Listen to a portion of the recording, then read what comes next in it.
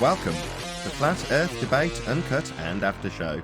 I'm your host Nathan Oakley, and if you are new to this channel, or you've not done so already, then be sure to subscribe, hit the bell notification icon and join button if you'd like to become a Nathan Oakley 1980 channel member and keep up to date with the Flat Earth Debate. If you would like to support the channel, there is a super chat that runs alongside each of these shows while they premiere, and there's also a PayPal, Patreon, crypto and thanks button in the info box below the video. Speaking of Patrons, I'm going to do a quick shout out to all of you who do support me on Patreon. So, a massive shout out of thanks and appreciation to Quad Wazzle, Jason Hornsby, JMelds24, Unimento, M, Iron26, Endless, Goldie McKinnon, Retro Bill, More Books, Cannabear, Fibre Oats, Bogey, Michael Kahn, John Kays, Patrick Gunnels, Banter, Will Brax, Mel B. Styles, Troy Shuker, Hairy Blade, Mobile Max 777, Neo the One, Rob W, Open Minded, Reese Pound, Del West Watson, Maria Neelands, Unbelievable Productions, Blue Ridge Ranger, The Real Gabster, Abraham Mohammed, Skeptic 936, Life is Short, Texas Mike, David Wayne Foster, and Dank.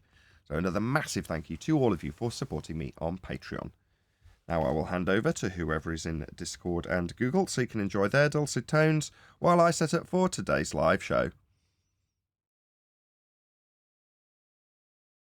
And suck. Nobody knew who the hell that guy was. No visuals.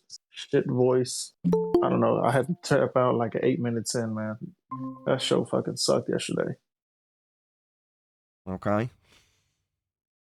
It's because, I mean, it felt like you guys were arguing over minute differences, or we're just too stupid to understand.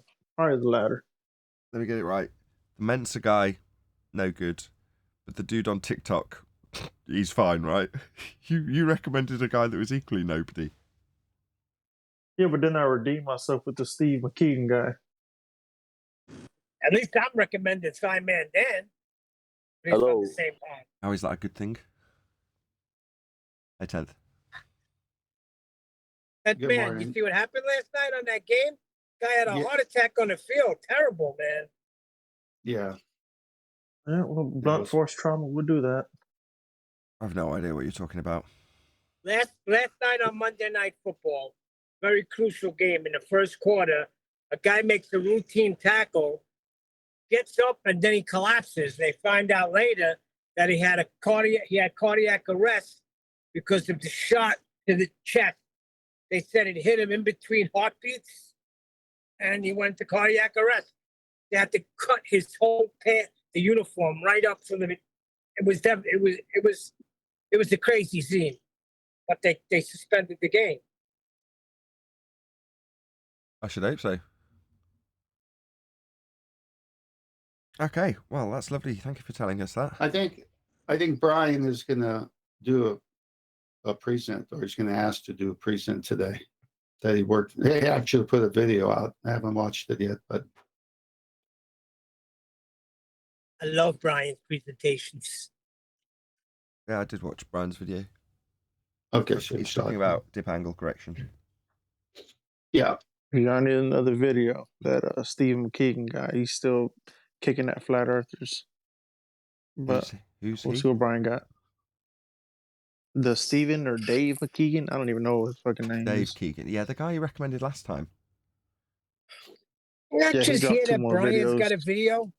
Yes. I know. It's like it went over their heads. It's not here. Brian is going to present something. It's good. Okay. Where's Brian? Okay, no worries. Sorry, guys. Sorry, I didn't get. Go ahead, Brian. No, he's not on the show yet. Oh, right. Exactly. Exactly what? You're moaning that we haven't suddenly stopped everything and That No, wasn't- that's not it. He just came right in. It wasn't guys that are you shit. didn't stop everything. You didn't address. Oh, okay. So Brian wants to do a segment on the show today, so we may not need a video. I didn't hear that, and that's what was the whole idea was to say Brian is a fill-in. Because I didn't say that. Gene. I didn't say that. Hey, Tim, That's why I y'all didn't check this hear it. out. Y'all know Richard Branson dropped a 10 days before he goes to space HBO special, and I just dropped it in the main chat. Awesome. Can And somebody you can see? can Neil? Can you pick that up? Can you put it in Master B? Is that something you're capable of? We're talking about. Not You- while driving. Oh well, then not So you then. lower Earth orbit again, like the last time he went. No. Well, the thing is, look at the main chat. I dropped a poster picture of the HBO documentary, and it's Mhm. him with his head halfway submerged in water, and the whole thing is about him going into space. Yeah, that's the kind of thing I want to cover. We can get it. Yeah, into that's fine. I mean, that'll be fun. Yeah. No, I'll they just actually to- have like zero just- space talk. They have zero Sorry, space talk in that HBO video. just one sec before we get into the wrangle tangle of it. Yeah, administratively, I've got to figure out how to get that from whatever your chat that you use that I don't into Master B, but somebody will hopefully come and post that. And yes, we will cover Brian. Thank What'd you you for say about the acknowledging. Richard Branson thing? But you don't have What'd to you say, cover Nathan, anything about you it? don't want to. I'm just letting you know. We'll cover it. Just need to get it to me. I don't know how to use Discord. I just use it for this voice chat. That's all I use it for. So when you post something, I don't get it. Oh, I got WhatsApp. I think we should get a WhatsApp. Is better. We got Skype. Oh, you guys are really old, huh? With what? What are you saying? Nah, I use Skype too. It's just that Zoom took over for no fucking reason, but whatever. Okay. Skype's fine by me. That's what we use internally. What was the reason have for your- that? Do you have your Skype number public or Hell no. your? No. Ask Righteous, he'll put it up. I hope not. Better not. Not your Skype, his video. All right. Is Righteous even in there? It's not in there.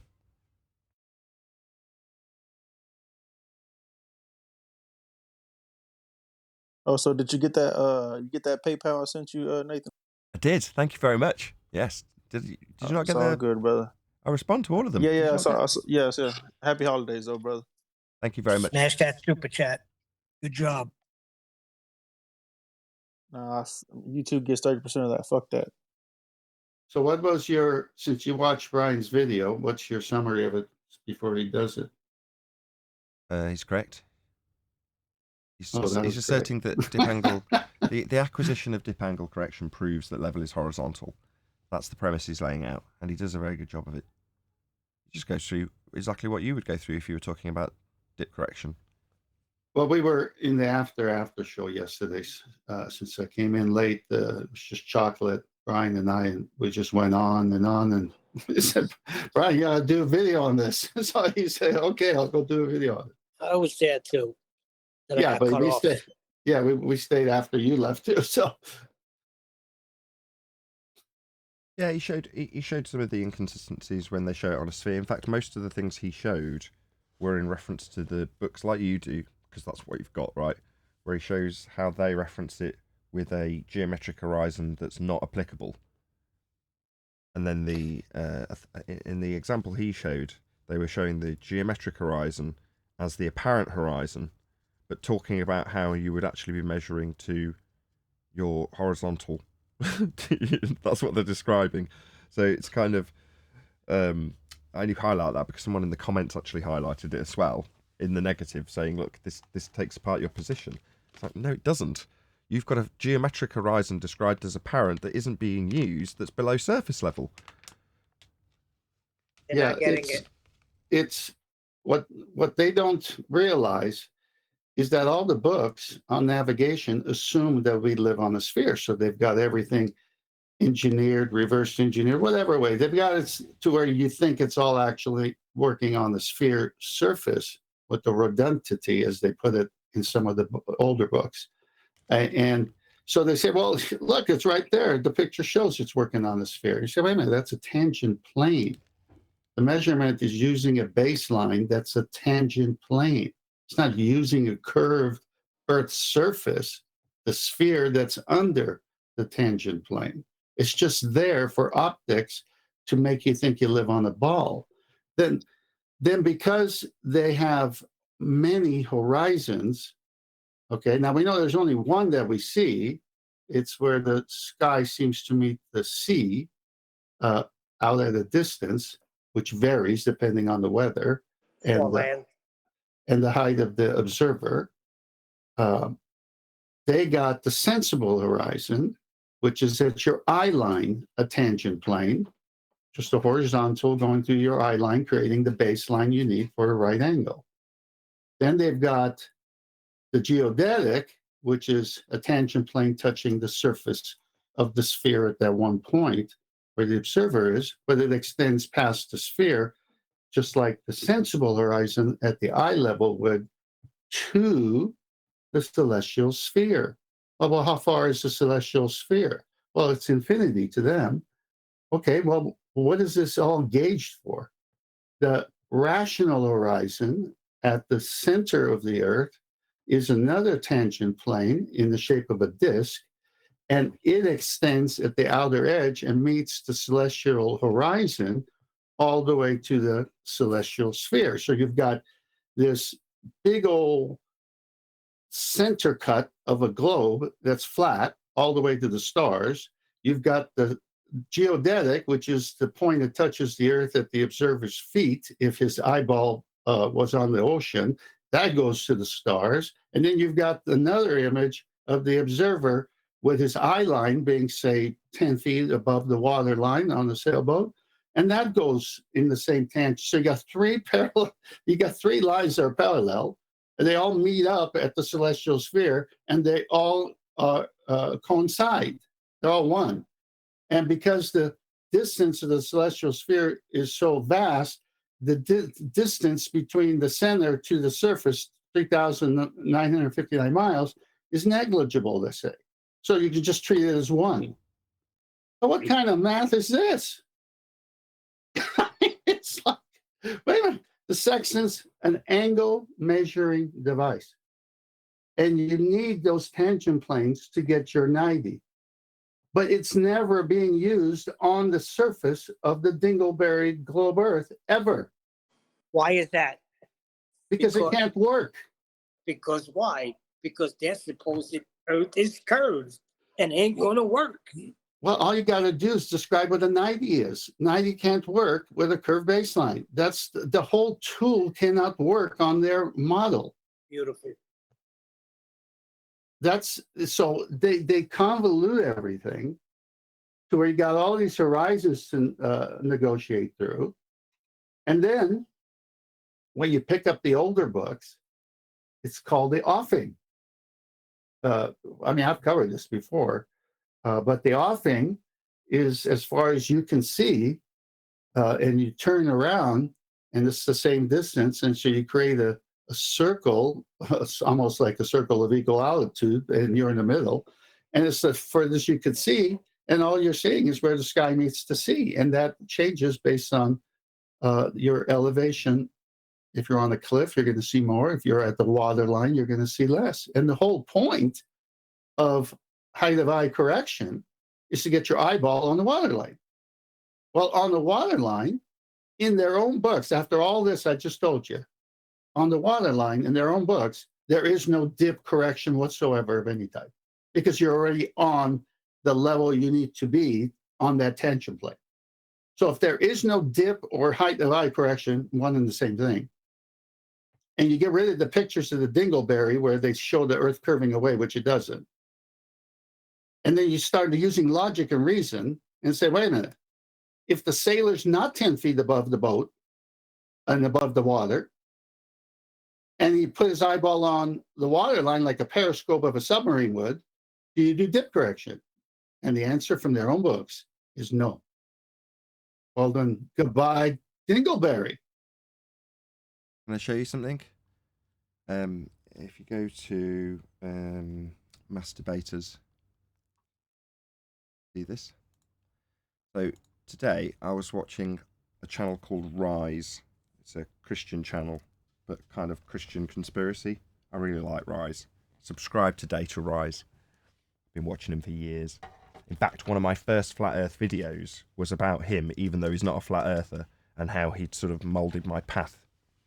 Anyway, I don't know what he was called. I'd reference him because he changed his channel name to Rise, and I can't remember what he was called before being called Rise. Anyway, in his video from today, he was talking about how OpenAI is a representative of how, you know, you could just not bother doing the essay, just get OpenAI to write it all out for you based on the notions that are, spewed out by OpenAI. And as soon as he said it, I was like, I heard someone else mention that they'd talked to AI about some flat Earth notion. So I thought, why not give it an hour and just sit in front of OpenAI? So I signed up, gave it all my details like you have to. Got my phone number verified through it. And then it just gave me access to it. You could just sit in front of OpenAI and ask it a load of questions. So I thought, this is quite good. Is it the Chat GPT stuff? Yeah, you got it. The actual software is called OpenAI, all one word. Anyway, I sat in there. Was it you that was talking about it yesterday? No, I dipped out because of the boring content. Fair enough. Anyway, so I sat in front of it and recorded what I was typing to it and then published it to members. So I'm going to do 3 videos because I split it up into 3 sections as I did it. The first was gas pressure without a container. I can't remember. I think the second was just earth curve and the geometric horizon. No, R was the second one. And the third one was elevation angle measurement. And as I was doing it, I thought, this might come up in the show. So I'll screen grab it and just use that. But if you remember, you can see part 1. So there'll be part 1, part 2, and part 3. But part 1, which is FE versus OpenAI gas pressure, or part 1 gas pressure, that's published now to members. I haven't done the other 2. I've recorded them, obviously. I've already had the conversation with AI, but I haven't yet published it or edited it down because obviously it's got prolonged periods of me typing, which I've had to edit out. So what took about 20-25 minutes to have as a conversation back and forth with this AI program was condensed down to about 5 or 6 minutes, and that's, like I say, published already to members. Anyway, so if I just bring up this Skype, let's go to that. Here we go. So I'll read this out. My chat with the I can't quite see what I first originally. I can't see my first comment, but that was in this response to this. But in celestial navigation, the celestial equator can be thought of as the, quote, ground, and is used as a reference plane to measure the elevations of celestial objects above or below it. Below it. That don't make sense.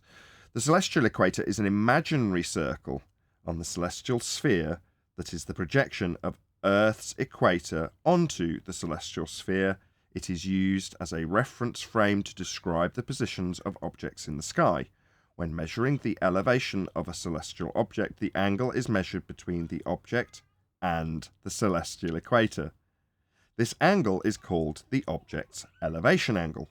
The celestial equator can be thought of as, quote, the horizontal reference plane, end quote. In this context, and the elevation angle is measured between the celestial object and this reference plane. I hope this helps to clarify things. Please let me know if there's any further questions. My response. So in celestial navigation, you measured elevation angles and considered the, quote, ground as flat. Response. Yes. In celestial navigation, the celestial equator is used as the reference plane to measure the elevations of celestial objects above or below it. The celestial equator is the imaginary circle on the celestial sphere that is the projection of the Earth's equator onto the celestial sphere. It is used as a reference frame. So that was the end of, I think it was part 3. That was exactly. Days. Did you just read the transcript of the video, or? I've published the entirety of the transcript, but obviously I'm just going to verbalise this one slide, which is taken from, in total, about an hour of material that will eventually get condensed down to about 8 minutes in total, because it's all me typing as I'm recording it, if you know what I mean. So, that like I say, if you remember, you can just check it out. Part 1's 5 minutes. The globe is surplus to requirement, Nathan. They say that later in the part 3, which is about elevation angle measurements, but in the contrapositive. So he's saying the fact that we're navigating it flat doesn't matter. It's not relevant. I know. You have to see it. It's great. I see. I'm looking at it. It's beautiful. This validates all of the research that's gone into it that I've done and others and put these statements out. Now you've got AI doing it. I mean, you're basically, this above and below it is having to do with perspective, where, like, if you're under Polaris, you're at 90 degrees to Polaris. If you walk away from Polaris 1 degree, you're at 89, 88, all the way to 0. at the equator, right? So when you lose Polaris on the horizon, and if you keep going more, you can't see Polaris. So they think that means it's under. They think because you can't see it, it's under rather than away and you can't see it anymore. Hey Nathan, I got a question for you. Go ahead. So, I never use this Chat GPT AI stuff. So, so what happens if you just type in cherry tomato? Can this thing make calculations? Does it just scour fucking Google? What does it do? It behaves like a fundamentalist religious zealot chat skank. Based on it, after I concluded the conversation, the first thing that went through my mind is that is pretty much identical, aside from being a little bit more polite than almost every chat skank conversation I've had with somebody that can paraphrase off the same exact bullshit multiple times in the face of their own contradictions. That's precisely what it did. So it probably just goes through a bunch of searches, pretty much. Yeah. I asked it about gas pressure. It talked about gravity forcing it down. I said, so gas goes down? Well, no, gas needs containment. So it needs to be in a container. Yes, gas is pressing on the walls of a container, but not in the case of atmosphere. Atmosphere is gravitational attraction. Like, gravity isn't a force. No, it's a bending concept. But you can think of the concept as a bowl moving down a well of geodesics bending in space-time. So I said, so do concepts hold gas, I ask it? No, concepts don't hold gas. So this is a contradiction then.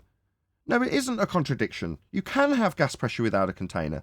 Gas is pressing on the container to give it pressure. In the case of atmosphere, it's the atmospheric walls that it presses on. I shit you not. That's what it said. You'll have to see it. I will eventually release these to the public, but you'll have a chuckle reading them, I promise. Nathan, so basically it was hold on, 10th. It was nothing that you didn't expect, pretty much, because you already knew what pool of information they were sourcing from. I had no idea what it would be based on. It's AI, so I don't know if it's purely based on logic or if it's based on rhetoric. Well, it's clearly based on rhetoric, because it spewed out religious rhetoric about gravity holding gas with a contradiction describing it. And when pointed out the contradiction, it appealed to gravitational forces every single time. And it didn't matter what I pointed out in terms of the contradictions within the gravitational forces, or its own descriptions of those forces being conceptual only. And then me pointing out to him that conceptual descriptions don't hold gases without containment. Then it would affirm, oh yes, you need walls of a container. And so it went on. Nathan, I put a slide in Master D, if you can go to it. Yeah, that's one of the reasons I'm not impressed with AI, because I know what was inputted, so I can already know the parameters of the output. I knew this when I was about 8. Garbage in, garbage out. Right, 10th, it's up. Yeah, this is just one of many. Offing at sea. The distance of the offing at sea varies as the square root of the height of the eye of the observer above sea level. The offing is distant 3 miles when the eye is 6 feet above sea level. Then it gives you a question to answer. Compute the distance of the offing when the eye is 560 feet above sea level. So obviously, you'll be like an Alberuni up high somewhere looking at it. See, it's amazing to me that the Earth is a plane, and when you get your eyeball on it, there's no dip correction needed. But as you rise in altitude, you, the observer, rise in altitude, your angle to that plane changes, and you see more of it. And they think that by constructing a sensible horizon at your eye line, a horizontal, that would match the plane of the Earth as well, the other horizontal. And as John puts it, that differential is what they made into Earth curve. When all it is that you have a higher elevation and looking down on the same plane that you were on when you were 6 feet above it, where you saw 3 miles. You go higher, you see more. But it's the plane extending out. The double speak is incredible in the navigational books. And the complexity of it when they try and work the doublespeak in is unbelievable. I had a few scrolls through various different navigation websites today, found a few great quotes. And while I was there, I was looking at their diagrams when they're comparing it to how it should work on a sphere. And the complexity of it was unbelievable.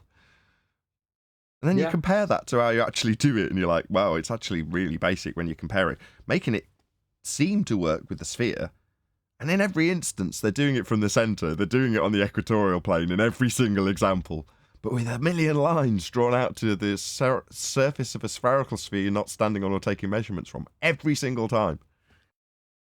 Yeah. Well, they have to make it confusing.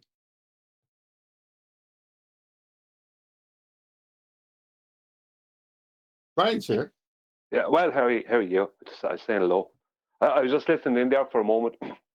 I don't know if they realise that technically, as per your viewer height, you can see further from lower.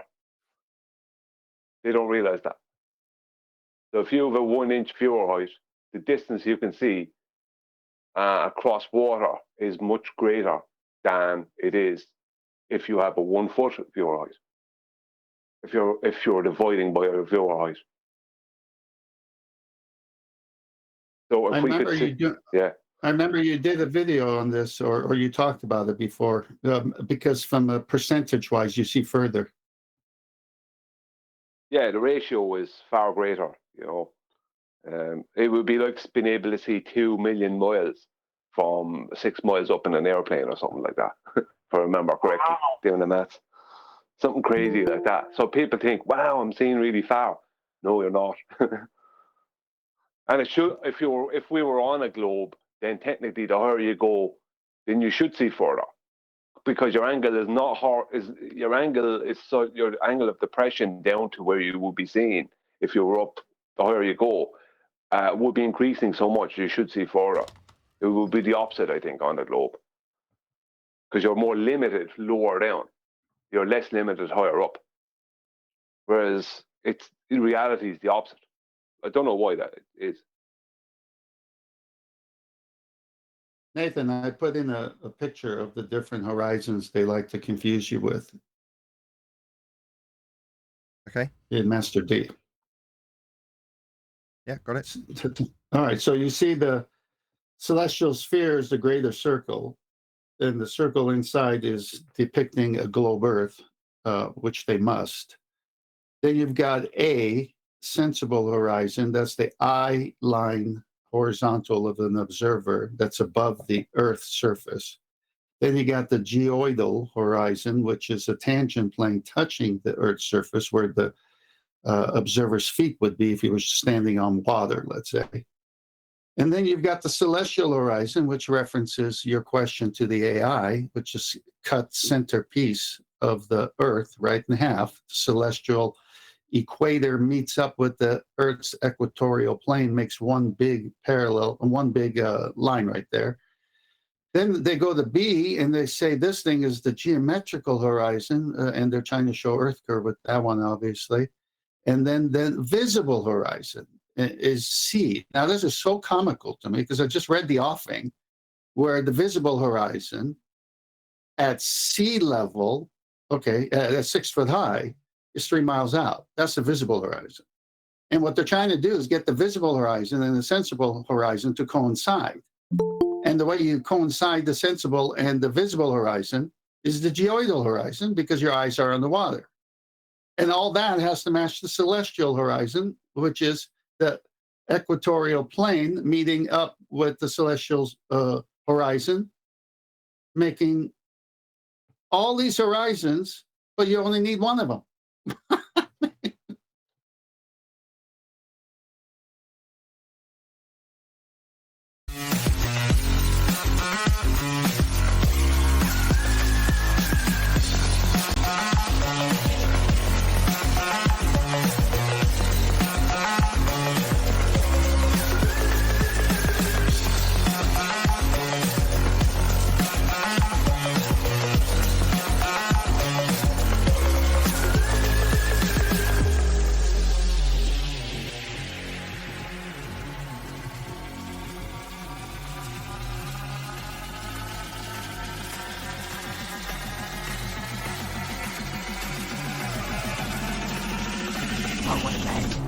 Welcome to Flat Earth Debate Live. I'm your host, Nathan Oakley, and if you are new to this channel, or you've not done so already, then be sure to subscribe, hit the bell notification icon, and join button if you'd like to become a Nathan Oakley 1980 channel member and keep up to date with the Flat Earth Debate. If you would like to support the channel, there is a super chat that runs alongside each of these shows while they are live, and there's also a PayPal, Patreon, crypto, and thanks button in the info box below the video. Most importantly, if you'd like to join the discussion, simply mute the page you are currently watching, then click the link in the info box below this video to join the panel and express your views on the nature of Earth. If you do join, please don't swear. If you do, you'll be ejected, and if you are, please don't try to rejoin the stream using sock accounts. You'll be warmly welcome back on the next stream. Now, we are joined by Neil, 10th Man, Brian, Righteous Force, Eli, and a whole bunch of people in Discord. So welcome, one and all. Good morning, everyone. Hey, Hey, good afternoon. Good afternoon, good to have you all. I left out please share the show from the intro because I'll end up saying it about 50 times during the show because I really want the show to get a few more viewers here. I've even turned off members only chat, so not members only, subscribers only chat, so anybody can chat, which is obviously just done to increase the numbers, and I'm not going to lie about it. So there we go. So please share the show. Hopefully you will increase the viewing numbers because that's the only way we end up with 100, 120 odd people watching each day because of the people who share. So please share. Also, welcome to Arwin. Good to have you. Hello, good afternoon. Good afternoon, very nice to have you. Any evidence of a physical geometric sphere-edge horizon, formerly known as the curve of the Earth? Yeah. You know it has to be there because the horizon is refracted. It could be refracted because there is a geometric horizon to refract. Contradiction in terms. If the horizon is refracted, it's not geometric. Yeah, but not if you have an Arwinian paradox compensator. No, we only have one horizon.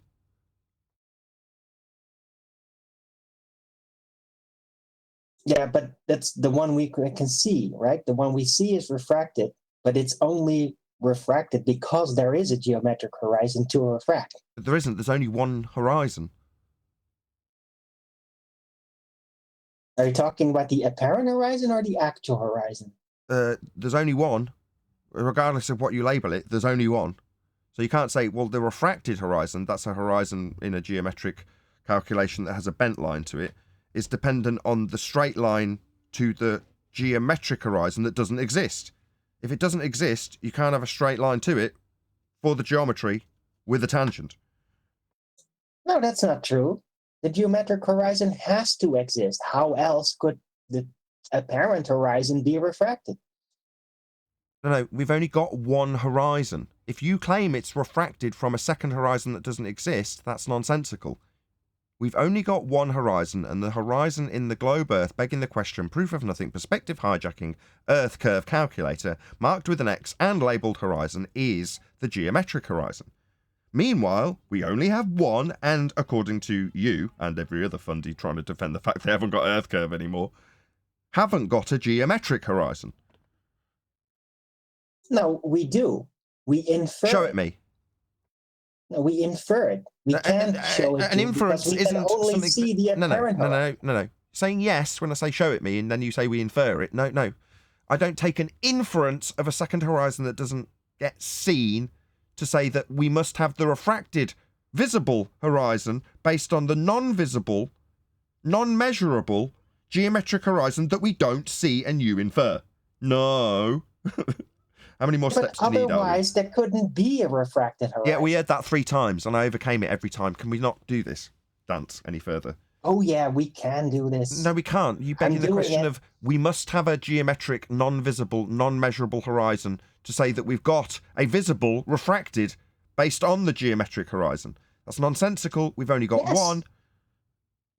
No, it makes perfect sense. Why do you doesn't. keep saying it's nonsensical? It's because you need a tangent point to infer the geometry being bent with a donkey dick bent tangent to a non-geometric refracted horizon. You would need in the first instance to have, as you assert, the geometric horizon to acquire the geometry with a straight line tangent, which you obviously haven't got if you're explaining and apologising for why it's bent, aka refracted.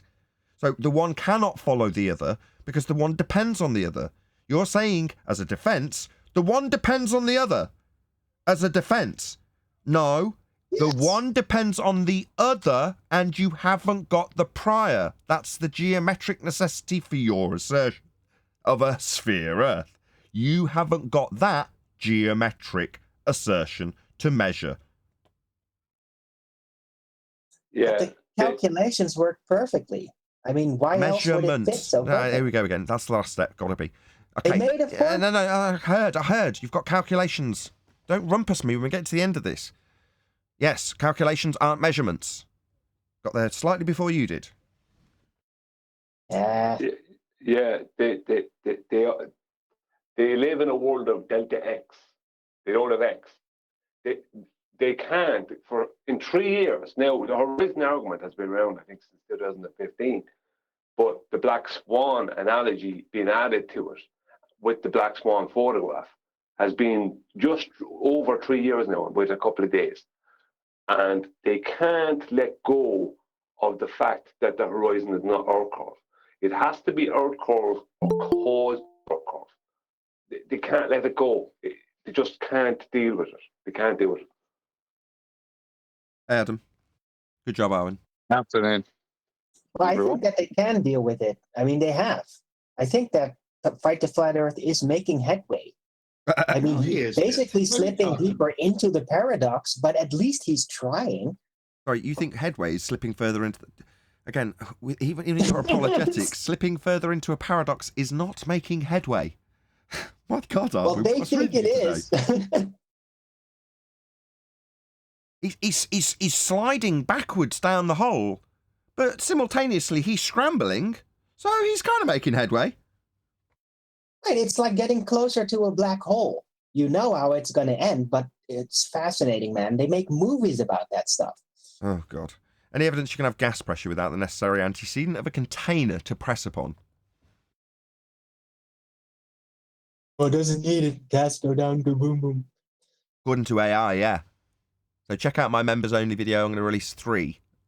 First one is gas pressure without a container. The question being asked to OpenAI. And you can see the comical responses, if you remember. I will eventually publish this to the public, probably at the weekend.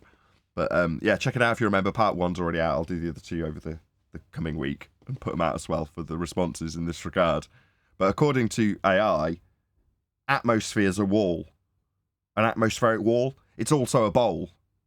An atmosphere bowl based on bending geodesics and space-time concepts, making it into a not real bowl. You can think of it as a bowl that holds gas pressure in the walls of atmosphere. Kid you not. So check it out. That's been published to members.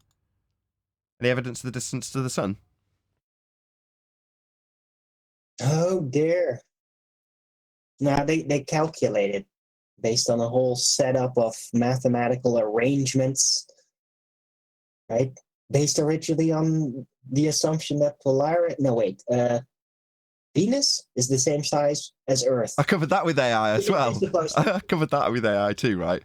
And pointed out that you needed Kepler's third law. Because I was saying you need R, because it asserted the distance to the sun being vast and far. And I was like, you need R to make that assertion. And I literally put the black swan argument to this AI, right? And it said, no, you don't necessarily need to assume R. You can get it by other means. And I'm like, what other means? And he said, well, you can get it from its angular size. I'm like, angular size is not actual size. And it conceded. It was epic. I can't wait to publish these. You'll have to see. There's some of the responses. So the AI was being So you're saying AI is a fundy? AI is a fundy. Someone asked me in the pre-show, what was it like dealing with the AI? I said it was like dealing with the fundamentalist religious zealot globe believer. That's what I said, didn't I?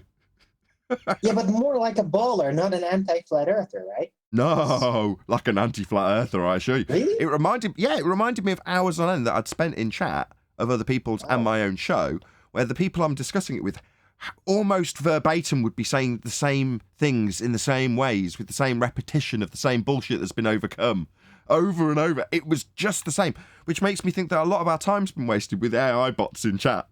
Honestly, that's the conclusion I came to, because it was no different. They ignored the thing that is contradicted in their own words. In this instance, it apologised for its contradiction, but then made the same contradiction again. It was absolutely over. It was just nuts.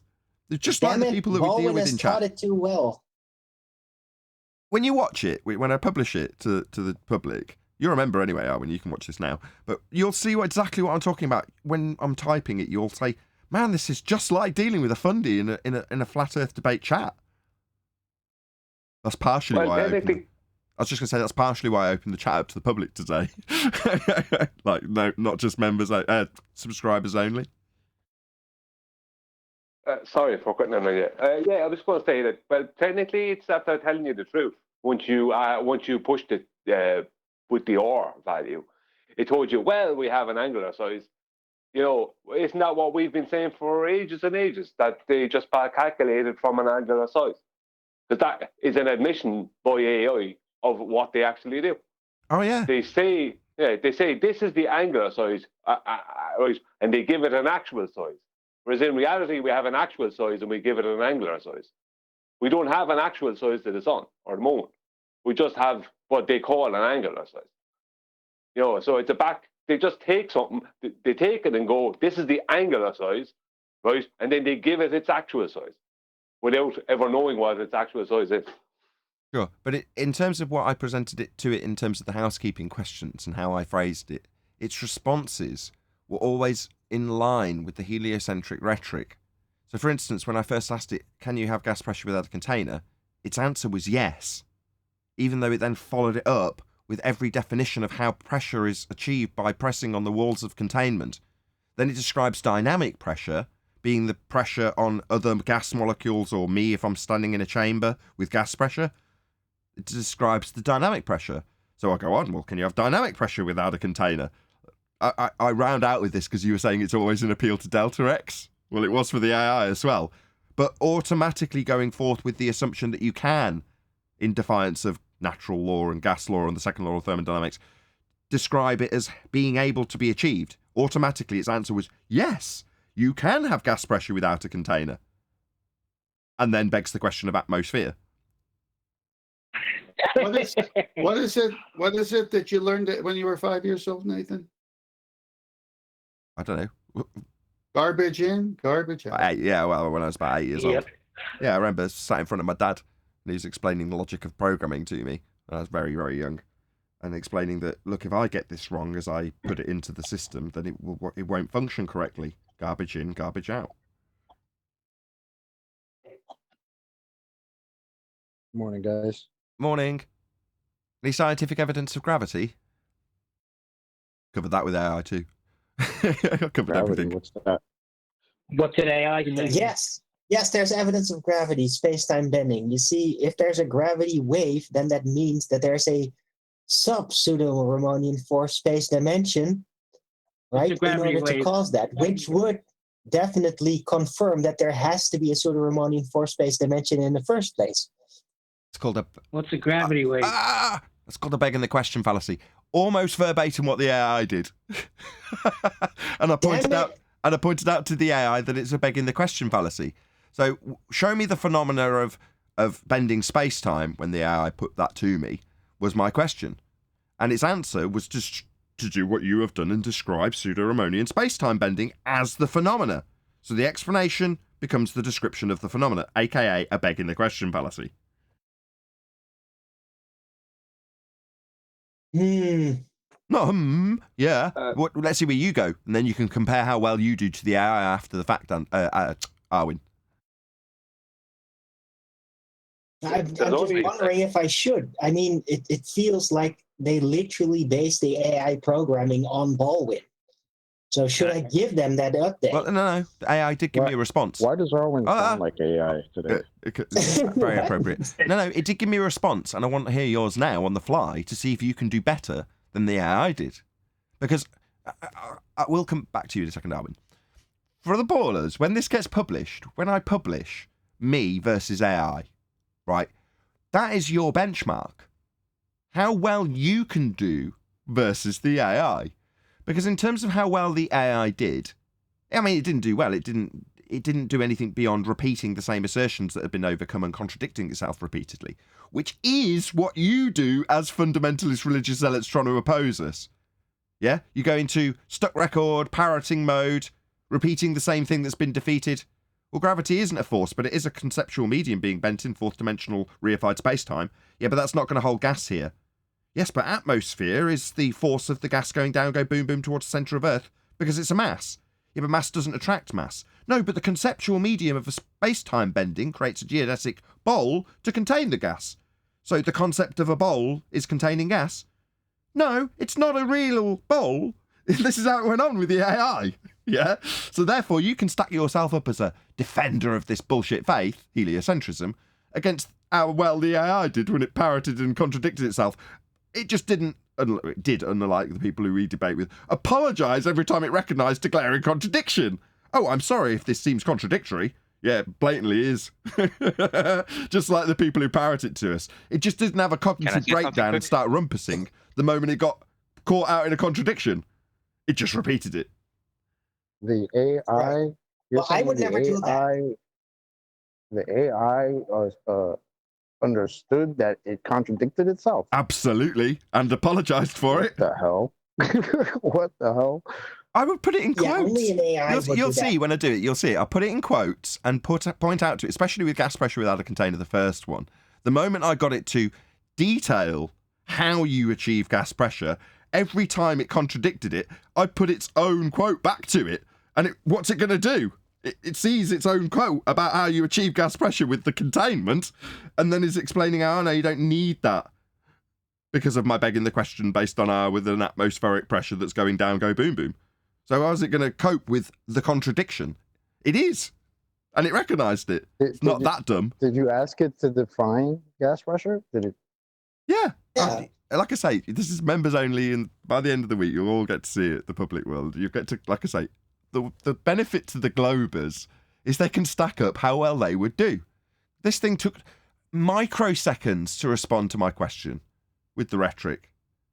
And its automatic response was to defy the nature of the question being asked. In the case of gas pressure without a container, can you have it? Yeah! Now, did it back up that it could do it? No, it absolutely contradicted itself. But its immediate reaction was to say yes. You'll see. And it says it over and over again. Even though it apologises for a contradiction that it's made, it still repeats and regurgitates the contradiction ad nausea. Like I said, I spent about an hour with it. Good fun it was. Wow, that does sound like the Globers. Yeah, just like them. You want to touch on that? You want to touch on that Richard Branson poster? Yes, Righteous. Are you there? Yeah. Can you grab Gene's post of Richard Branson claiming he's going to go into space and stick it in Master B for us, and we'll have a look at that. Also, yeah, I can do that. I thought you were going to give me room to speak. Yeah, go I was ahead. like, Well, yes. Did you have something to say? Sorry, I didn't mean to just. Yeah, make I thought my you secretary. were arguing with AI Overlord, and I thought it was just being Baldwin or something. But I'm like, oh wow, you actually did this, and I'm like, where is it? And now I'm curious to see where it is. You really built it up, so that's pretty interesting. Righteous, I'm curious your to see video. how it turns up. Can you plug your video from yesterday? I didn't get to see it. I was looking for it on YouTube. The video from yesterday, as in the live show from yesterday, where we covered Mindshop. Righteous had a video.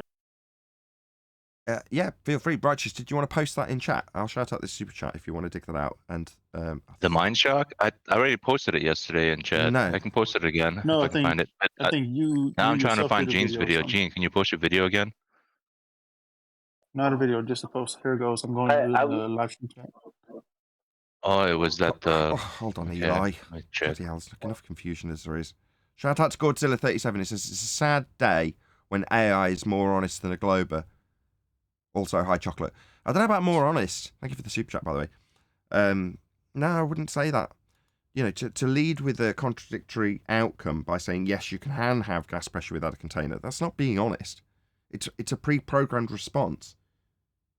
So, you know, it's been pre-programmed with that. There's no two ways about that. Maybe he meant the part about the AI recognizing that it's contradicting itself. Because remember, how long have we been doing this? The Globers never realize they contradict themselves, and they'll never admit to it. We have to point it out to them all the time, and they'll just repeat it and regurgitate it. But the AI literally, as far as you said, it recognized that it's contradiction. Okay. Glovers don't do that. This is just a screenshot of Branson, HBO original.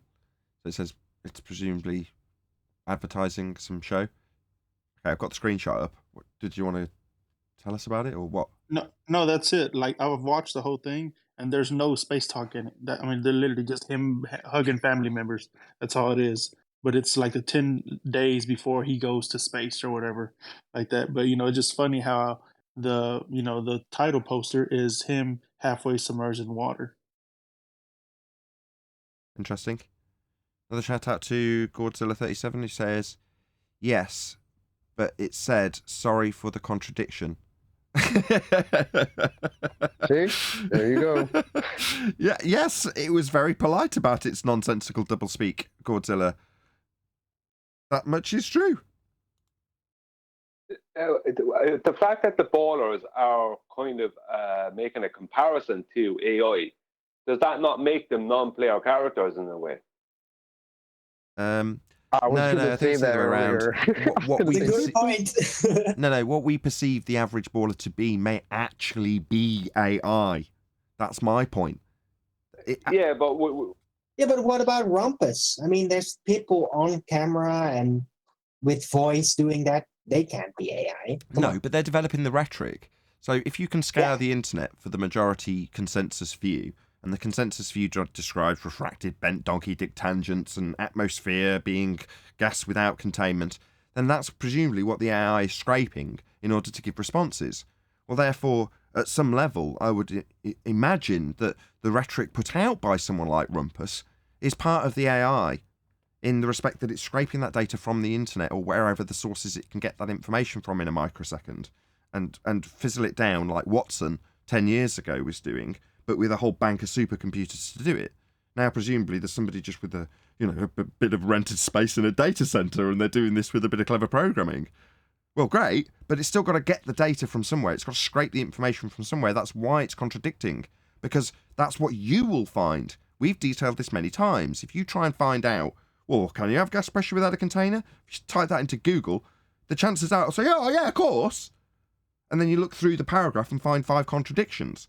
And then eventually you get to a detailed description of how gas behaves and go, oh, right, well, that doesn't make any sense. So you do another search in Google and it'll still come back with the contradiction as the positive answer. Yeah, of course you can have gas pressure without a container. That's just how the AI behaves. Go on. And this is the best way to post the... This is the best way to like spot the flaws in their logic, right?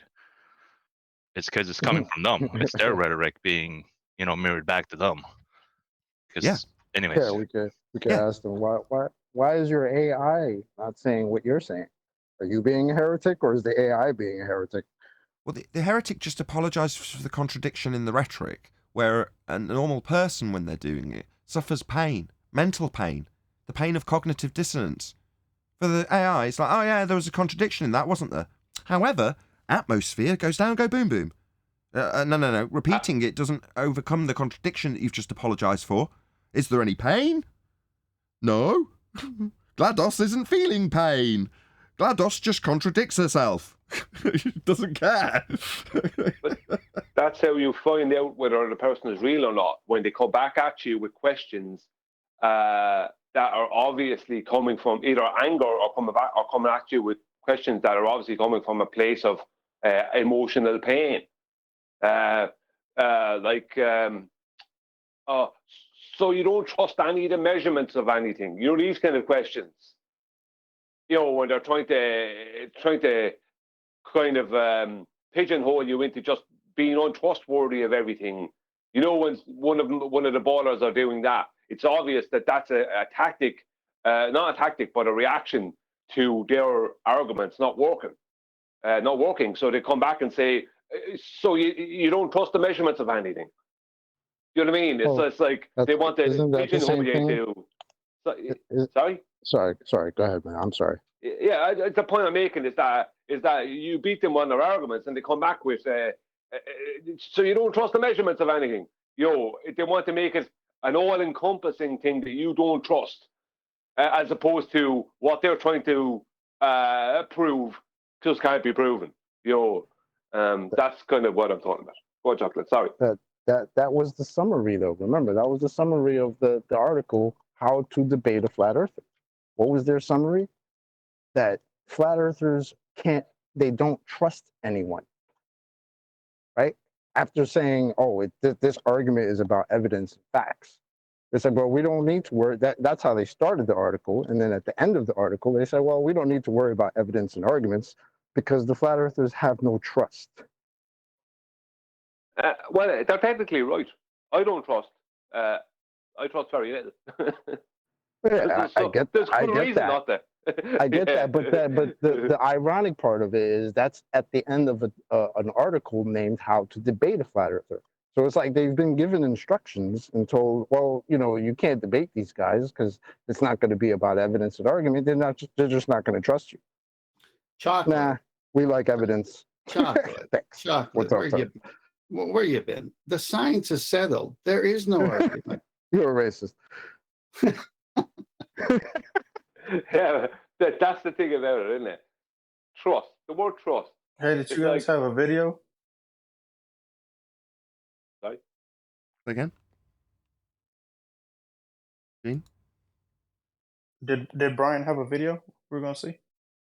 No. He made a video yesterday, and we'll undoubtedly get to talking about that in a moment or two, though. Yeah, well, me and Tent can do a little presentation if you like, Nathan. We have some stuff set up. I'll be doing the visuals, and Tent can do the other side of it. Okay. Do you want to do that now? Well, give it just a couple of minutes. We'll do it. We'll finish up the housekeeping. Nah. I think we're good. Let's focus for a moment on the word trust, then. He said, nah. I'd like a few rounds with this AI guy.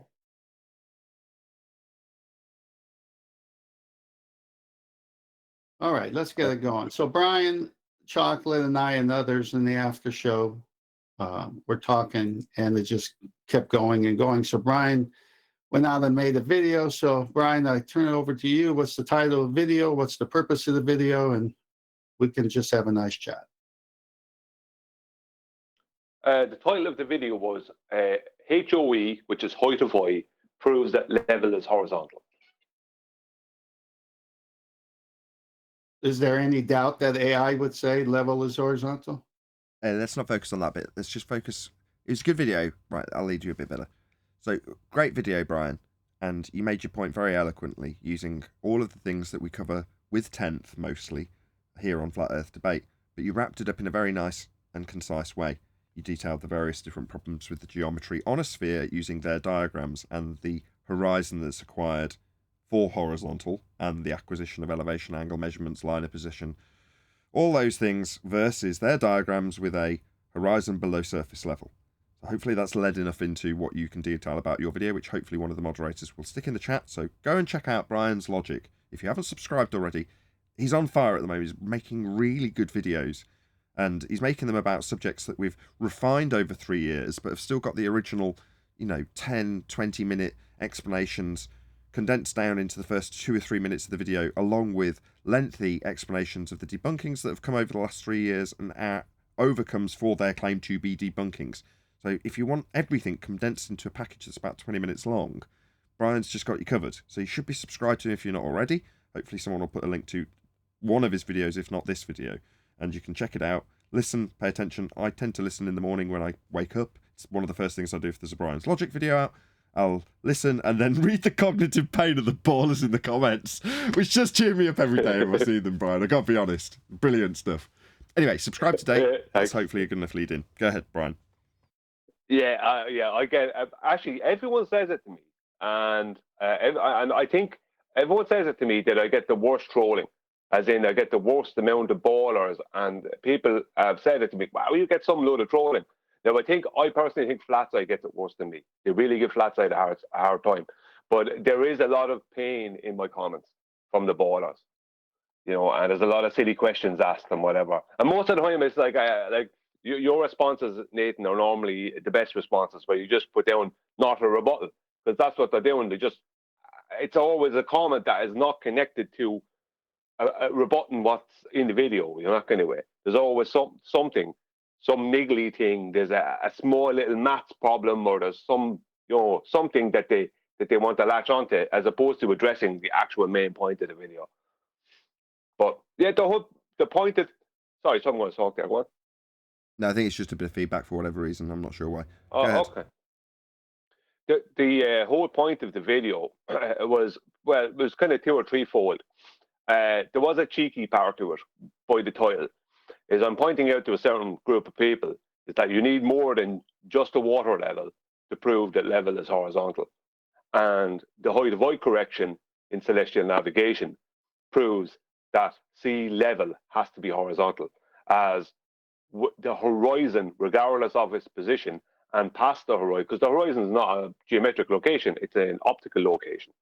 So, so it's just an angular resolution limit is probably the best way to describe it. But either way, the point is that the horizon, regardless of how far away it is, has to be in an exact horizontal with the water underneath your boat.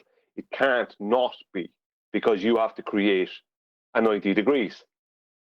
And that's the thing about it. And the horizon is has to then be in a direct horizontal with the GP point of a celestial body. And that's the thing about it. The height of void correction proves that level is horizontal. Not that we don't know that level is horizontal, but it's about proof. But also, I'm attacking the ballers with their refracted horizon, because even though their horizon is going to be below the horizontal that would be made from the water underneath the boat, they also have a situation where none of their sightings will be even equal, because their horizon will be rising and lowering in comparison to the observer on the boat, because it's refracted. Because their refraction involves an horizon not just going further away from you and closer to you, like we see in reality. That's fine, that's reality. But their refracted horizon means a change in the size of their radius. So that means that they have a situation where their horizon will be rising up and going down in comparison to the observer. So you'll never even have a consistent correction that you could make, because you never know at what elevation the horizon is going to be at later or tomorrow in comparison to your eye line, if you understand what I mean. So and even at that, there's no way to do the correction without just doing the height of eye above the water underneath your boat. That is the only correction there is. That is dip correction. And when you do that, like, it either gives you a 90 and everything works, or it doesn't and everything doesn't work. Now, in reality, everything works, and that's because when you do it, it does give you a 90, because the water underneath the boat is in a direct horizontal with the horizon. The horizon is in a direct horizontal with the GP point of the star. So, if 10th man, are you there? We can get this ball rolling. Yeah, I'll be here for backup for sure. I just looked at the Richard Branson picture with him at the water line. So on this point, if Richard Branson had a sextant and he's at the surface of the water, he wouldn't have to do height of eye correction. Very telling.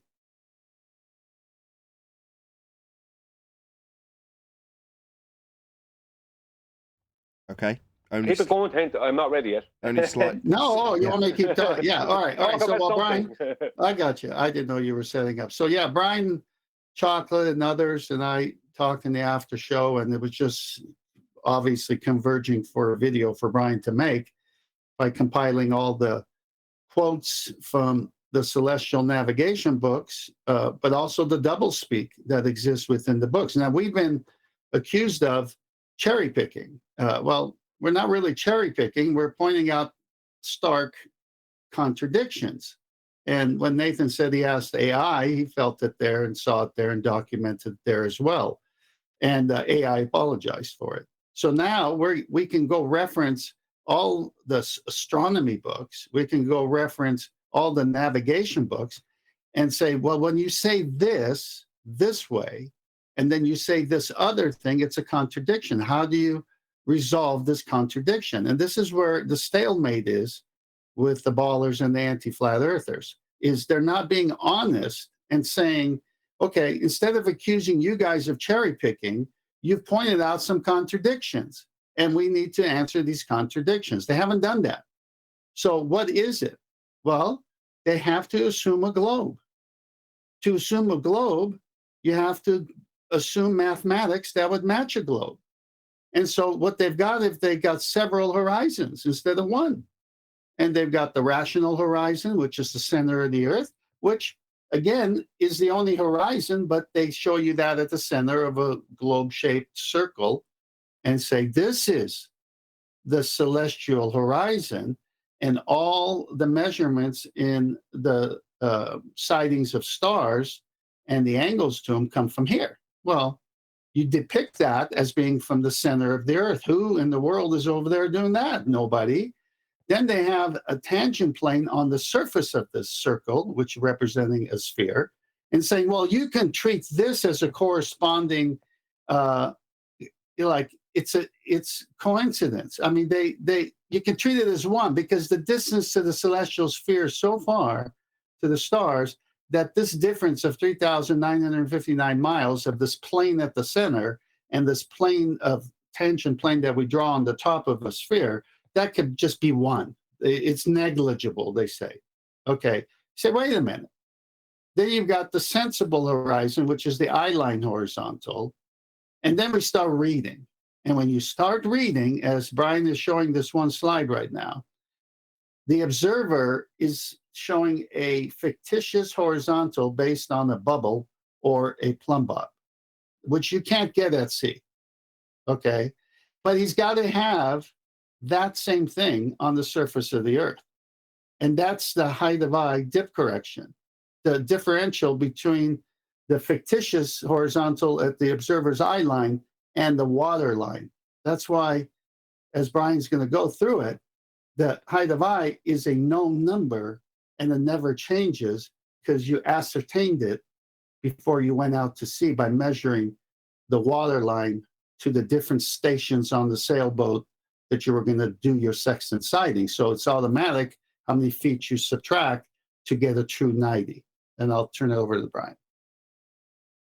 Thanks, Ted. Yeah, what I'm doing here is I'm not going to go through every single. Well, I'll go through most of what was in the video, but not all parts, because I want you to come in with your slides. Because I only used, and you'll see the two I used in two of your slides in this. What we're showing here will be from official sources.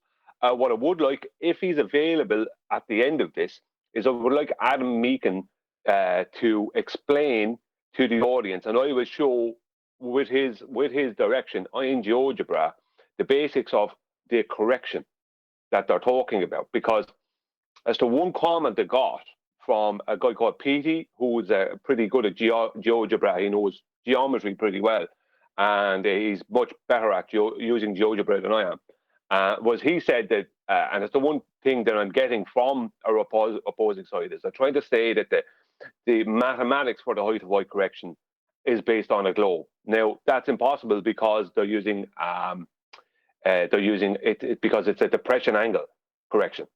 But I would like Adam, because I refer them to Adam because I don't have the maths.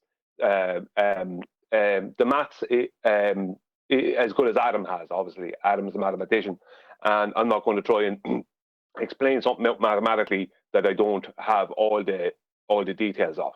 So I refer them to Adam. But if Adam is available at the end of this, I would like if he would explain it, or at any point he feels is the necessary point to do it, if he would explain it to the audience, and I'll show it what Adam's talking about in GeoGebra with his direction. Now, if he's not, he's not. But so I'm ready to go whenever you're ready. You there, Adam? If not, just carry on. We'll see if we can get his attention. Go ahead, Okay. Brian. Okay, so this is from Maritime SA. I think it's South Africa.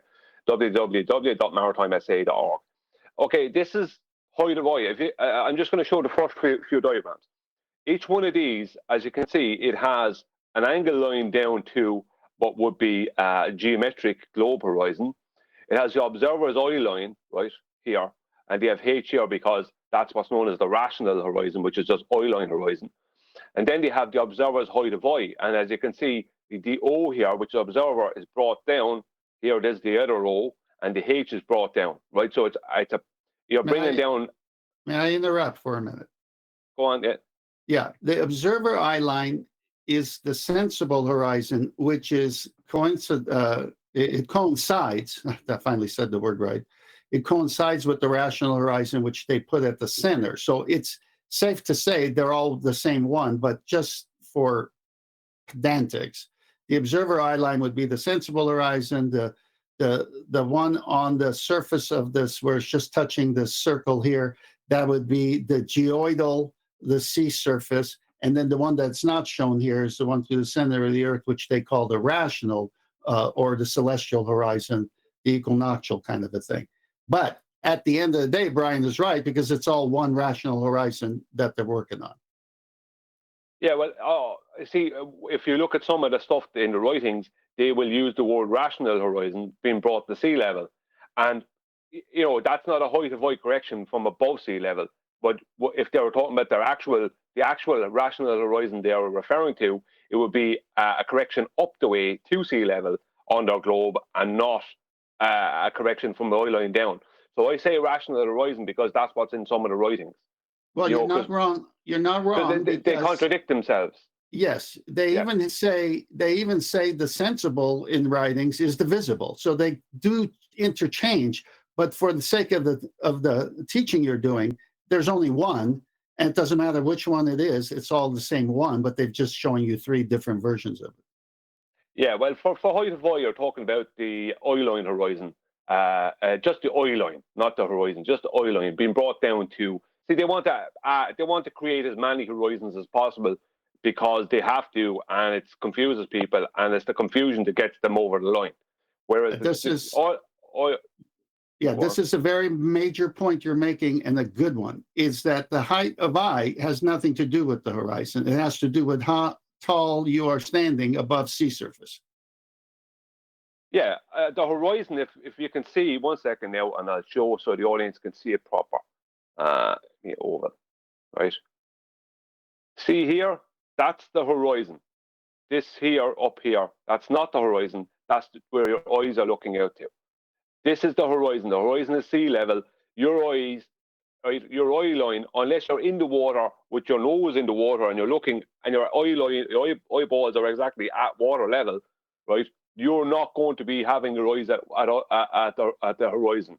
You're not. Your eye line will always be above the horizon, which is why when you can go up in height, go up in elevation, or up in altitude in an airplane, where you can actually measure a dip to the horizon, because the sea horizon is going to be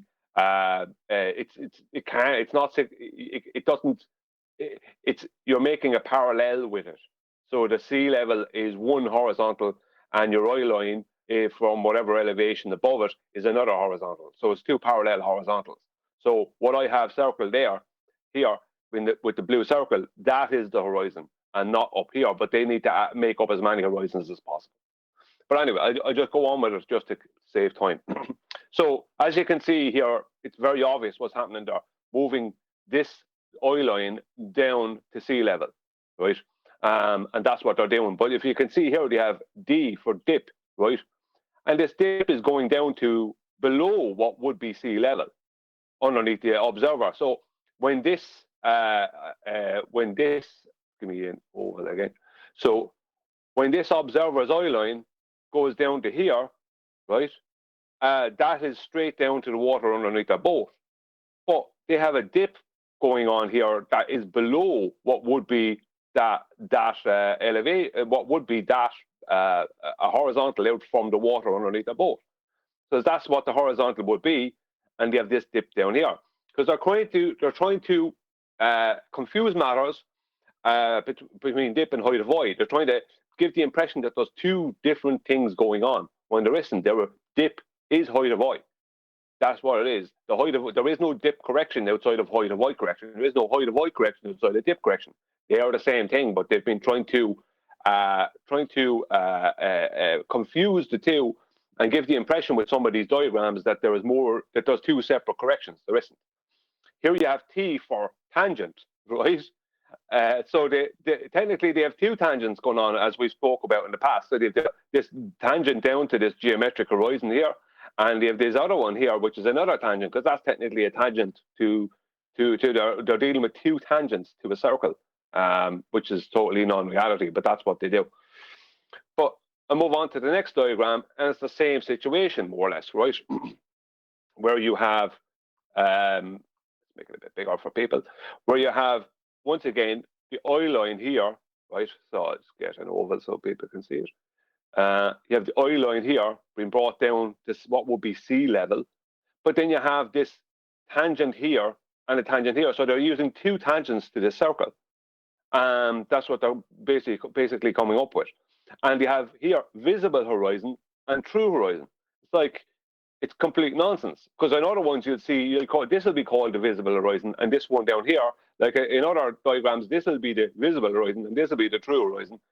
They're all mixed up all over the place because they can't get the story straight. But that suits them because it confuses people. So people go, I don't know what they're all talking about. They're confusing for me. It's a bit like gravity or something. I'm just going to step away and keep out of it. Most people would just not want to have to deal with such nonsense. But this is the same thing. They're bringing the eye line down to the water underneath the boat, but they're still trying to say that there's a dip that goes below that horizontal out from underneath the boat. And this one again, now this is not this one. Oh, sorry. One other thing I want to show here. It's gonna be this is what a lot of people don't understand. When we say there's an obtuse angle, that angle starts at the zenith, right, of the person. So the obtuse angle is between. Just get another line here. Is between the obtuse angle is from this zenith to this line here, right? Now they have it going down into here, right? So into absurdum, but that's where the obtuse angle is from. So people think it's not an obtuse; it's an acute angle. No, you're missing the point. The angle starts at the person's zenith. If you want to talk about so people get that mixed up. Just said I'd throw that in there. So so people are. So when people say you're making a right angle out of an obtuse angle, and someone says it's not obtuse, you have to remember it is, because it's actually starting at the person's zenith. So onto this, and this is not, I didn't make this up, this is from an official source, right? Once again, the same thing, they have this eye line going down to this apparent horizon down here, and now you have true horizon out here.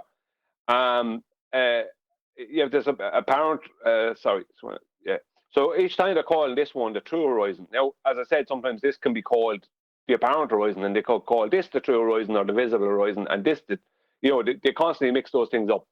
But the whole point here is that this is the water line out from underneath the boat, and they have a dip going down to a geometric horizon here. Now, whether they want to claim that's a geometric horizon or a refracted horizon based off of a geometric horizon, doesn't matter in this situation. It does matter, but it doesn't in this situation, because it ends their claim.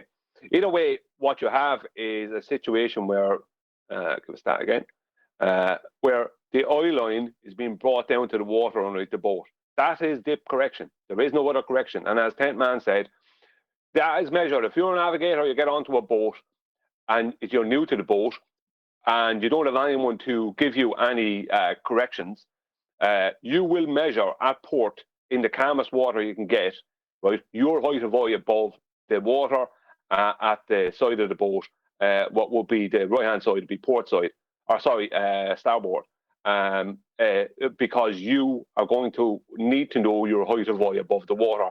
And once you have that correction, let's say your height of eye is 25 foot, 15 foot, 35 foot, 58 feet, the point is that once you leave port, as long as you stay on that boat, your correction will always be for that exact height of eye. So no matter what is going on with the water, you will always do the same correction, because your correction, you can't make a different correction because you don't have a horizontal. The whole point of the correction is to create a horizontal. You're creating a 90 degrees. So you're not going to be coming up with any nonsense to do with the horizon or any nonsense to do with a globe. You're just going to be correcting for your height of eye. Let's say it's 55 foot down to the water underneath the boat. And that's what your correction will be. It won't be anything else.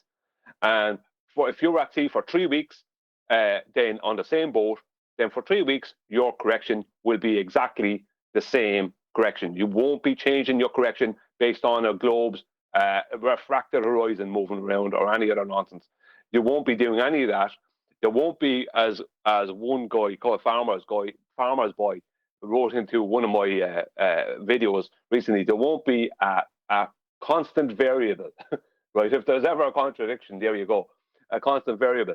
There won't be a constant variable. There will just be the same exact correction. Now, here, I'm going to read out here, okay? 2.3, dip. The altitude of the sun, which we measure above the observer's horizon, is always too high. And this dip error always needs to be subtracted. Hence, the sign in front of figure 2.6, we don't see that. This is because the observer is standing on the deck of the boat and thus well above the surface of the ocean when taking a sextant sight. As a result, our observer's horizon is further away and lower than the rational horizon, which we would use if our eye was just above water. For instance, if we were looking at the horizon from the periscope of a submarine. The higher the observer is above the surface of the ocean, the larger the dip angle. So here we have a submarine, just with they're showing it just as its periscope, just at waterline. And we have figure 2.7. The nautical almanac and the sight reduction tables assume that the sights are taken at sea level, for instance, from the periscope of a submarine, barely emerging above the water.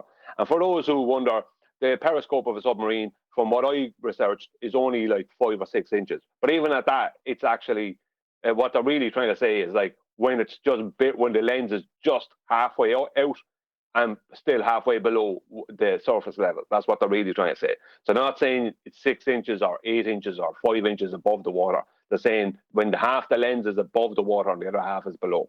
That's what they're talking about. And if we come down here, then we have once again the rational horizon from the eye line. So tent man, there you go. They're calling this the rational horizon, and they're showing it from the eye line. Yet in the writing, they contradicted that. Then you have here the observer's horizon, which comes down from the eye line. You know, so it's crazy nonsense. So figure 2.8, the height of the observer's eye above sea level determines the dip. This angle must be removed from the altitude of the celestial body above the horizon that is measured with a sextant, right, to obtain the apparent altitude, right? Here we are, height of eye. The height of eye over the surface of the water in feet or meters, the sight reduction tables used for a sight with a sextant assume the eye to be at ocean level, right? So they assume that the eye is at the water level. That's the way it's described. In the general case, and because of the height of the eye above sea level, the angle measured with a sextant, HS, is a little too high, since the actual horizon seen by the observer is a little further away and therefore a little below the rational horizon at the edge of the horizontal plane. The angle HS measured with the sextant therefore needs to be corrected for the dip. The small angle between the horizontal plane, rational horizon, and the actual horizon. So there you are again, the horizontal plane, rational horizon, what they're talking about there is eye line, even though technically what they're actually talking about is the plane through the center of their globe.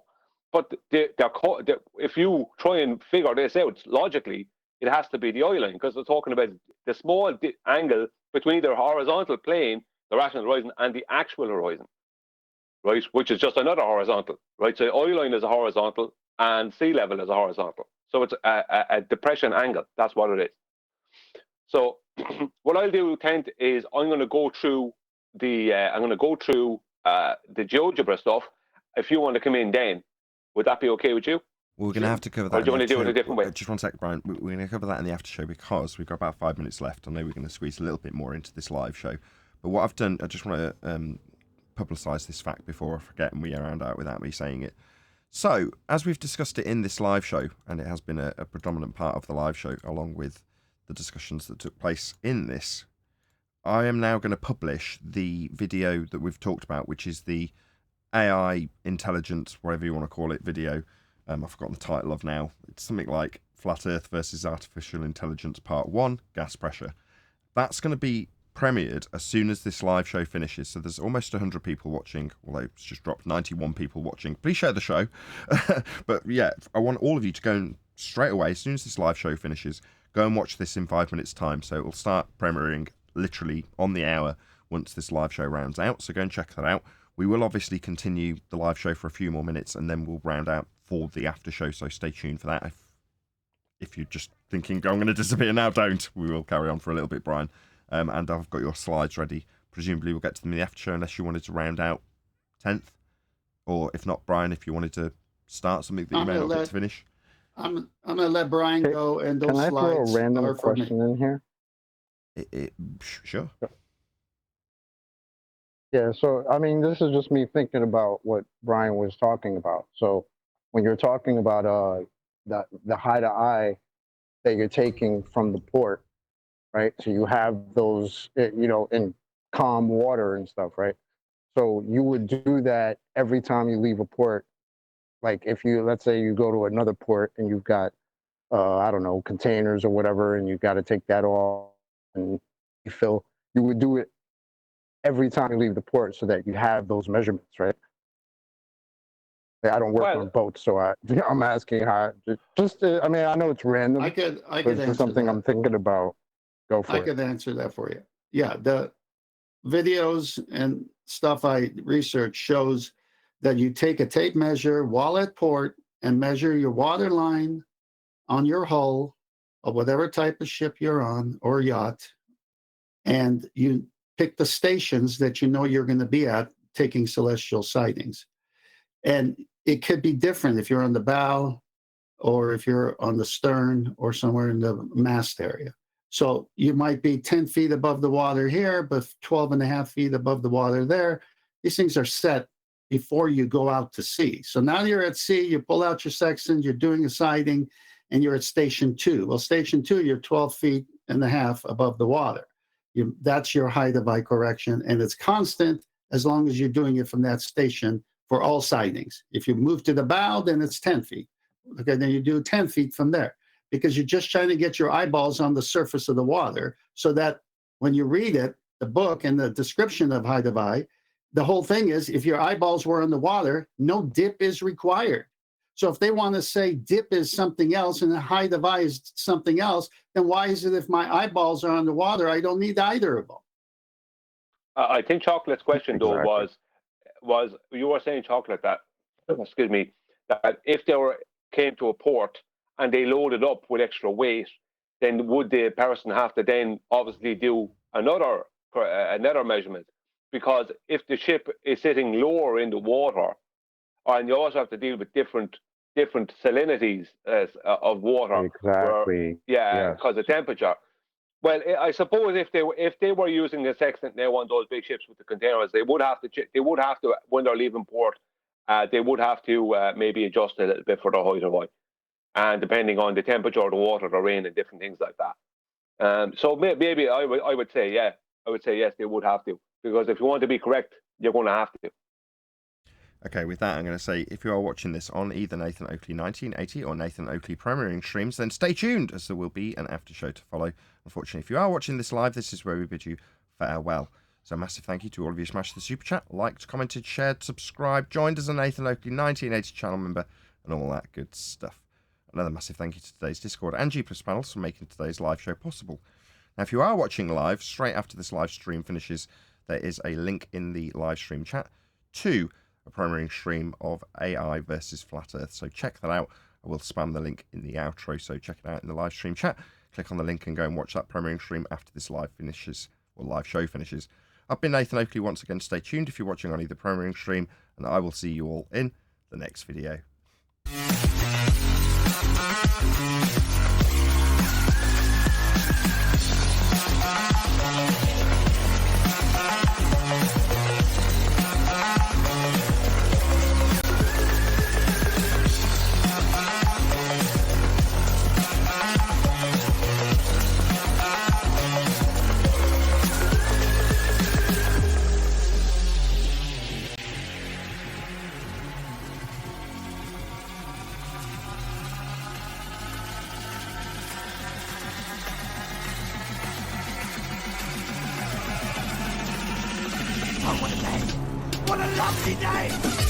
Why are you still here?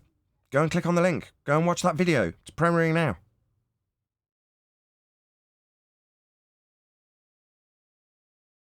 Nice trick, Am I the only AI. person that's not too interested in that one?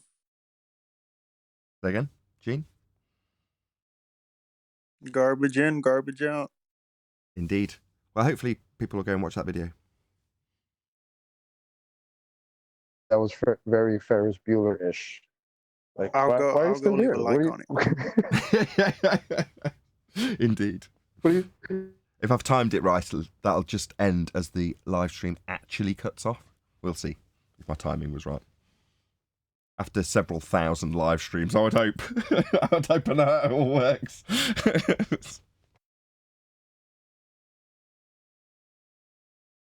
I am that vain. Will we continue on with this? Say again, sorry? Will we continue on with this? Just to finish yes, it out? absolutely. Sorry to have been, that guy that ruined the middle of your presentation by ending the live stream. It's like the middle of a movie. You just go, okay, that's the end of that. That's what it's like. Well, not at all. I mean, on the plus side, the guys that are watching on an Uncut and After show, you know you are. You're the guy watching in the chat now going, no, you can't have at most 3. You're that guy, right? Well, you'll appreciate that we're now carrying on with the presentation and its pertinence into the after show. In other words, it's a Brucey bonus for those of the people in that stream that do stay tuned when I type into the chat stream. Stay tuned. There's an after show now. So, yeah, do you want to leave? I've got your presentation still up. I've got tenths ready in the wings. Did you want to just continue with your diagram that you've got now? I'll go through these parts, and then Tenth can come in with his section. And if Adam's around, he might explain then for the audience what I've asked him to explain. Okay, it's on screen. It's nice and big. Your big ball. Yeah. Okay, yeah. So what people have to remember is their 7/6 and greater than 7/6 or claim, which is what they had to claim when it came, which is the official claim that most of them didn't know. Rumpus did, but most of them didn't know, and obviously Mick West did, is that they have to claim that there's a change in the size of the radius, basically, to flatten out their globe, right, to match observations over the years. So when there's an observation that just could not happen geometrically on their globe, which is every observation, because the globe Earth always has a constant of at least 7/6, which means that the globe Earth that they're claiming you see will always at least be a globe of radius 4,618.83 miles, because that's the radius of a 7/6 or globe. So you never see 3959 globe officially. That is the claim. You will never see it officially. Now, we were unaware of this, like the rest of the world, for a long, long time. But they start off with a 7/6 globe, right, with a radius of 4,600 miles, and they then extend it from there and back to there as they need to explain observations that geometrically could not work, let's say, within their model. So what this means is that you have a situation like this happening mathematically, right? Now, don't get me wrong, what they do, and Adam pointed this out to me, is that they will keep the observer and a position that the observer is looking at mathematically via angles from the center of their globe.